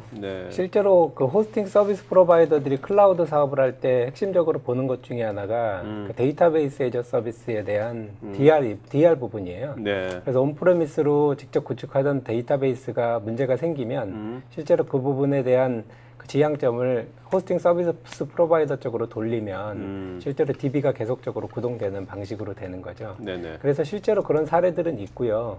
그리고 그게 가장 클라우드의 중요한 사례 중에 하나입니다. 자, 주종화님, 한국발 중국 서비스를 애저로 할 때 서비스는 쇼핑몰, 중국 내 베이안 정책에 대한 해결 방안이 있는지요? 중국에는 법인이 없습니다. 그 원칙적으로는 아마 이미 알고 계셔서 질문하신 것 같은데요. 저희가 이제 중국 내 서비스 하시려면 중국 법인이 필요합니다. 그래서 아마 중국 법인이 없어졌다고 얘기를 하신 것 같은데, 그래서 이제 그런 법인 대행 서비스를 해주는 업체들이 이미 있고요. 그래서 그걸 이용을 하셔도 좋고요. 아니면 이제 아무래도 이제 그런 가장 간단하게 쓰시려면 그 법인 대행 서비스 쪽을 이용을 하셔가지고 중국 내 클라우드 서비스 계정을 오픈하시는 것이 가장 빠른 방법이라고 생각이 듭니다. 네. 박재성님, 오픈소스 즉 오픈스택이나 클라우드 스택에 대한 MS의 방향과 애저와의 호환 여부 설명 부탁드립니다. 예, 저희도 오픈스택이 많이 활용이 되고 있는 부분들을 알고 있고요. 그 현재로서는 저희가 오픈스택이 출발점이랑 약간 차이가 있긴 하지만 궁극적으로는 호환에 대한 부분들을 검토를 하고 있습니다. 그래서 네네. 뭐 아주 직접적인 연결이라기보다는 그 오픈스택과 연결할 수 있는 API라든지 REST API를 이용을 해가지고선 어떤 관리적인 측면에서 용이성을 제공한다든지 그런 부분들도 저희가 신중하게 검토를 하고 있습니다. 하지만 뭐 아직까지는 네. 저희가 구현된 부분들이 아니기 때문에 아마 미래에는 아마 그런 부분들에 대해서 오픈스택에 대한 부분들을 조금 더 호환할 수 있는 그런 부분 모델로 저희가 생각을 하고 있습니다. 네. 자, 오늘 여기까지 이제 질문 받도록 하겠고요. 여러분들 추가적인 질문들은 나중에 여기 두 분의 이메일로 댓글창에 써드린 이메일로 해주시면 되겠습니다.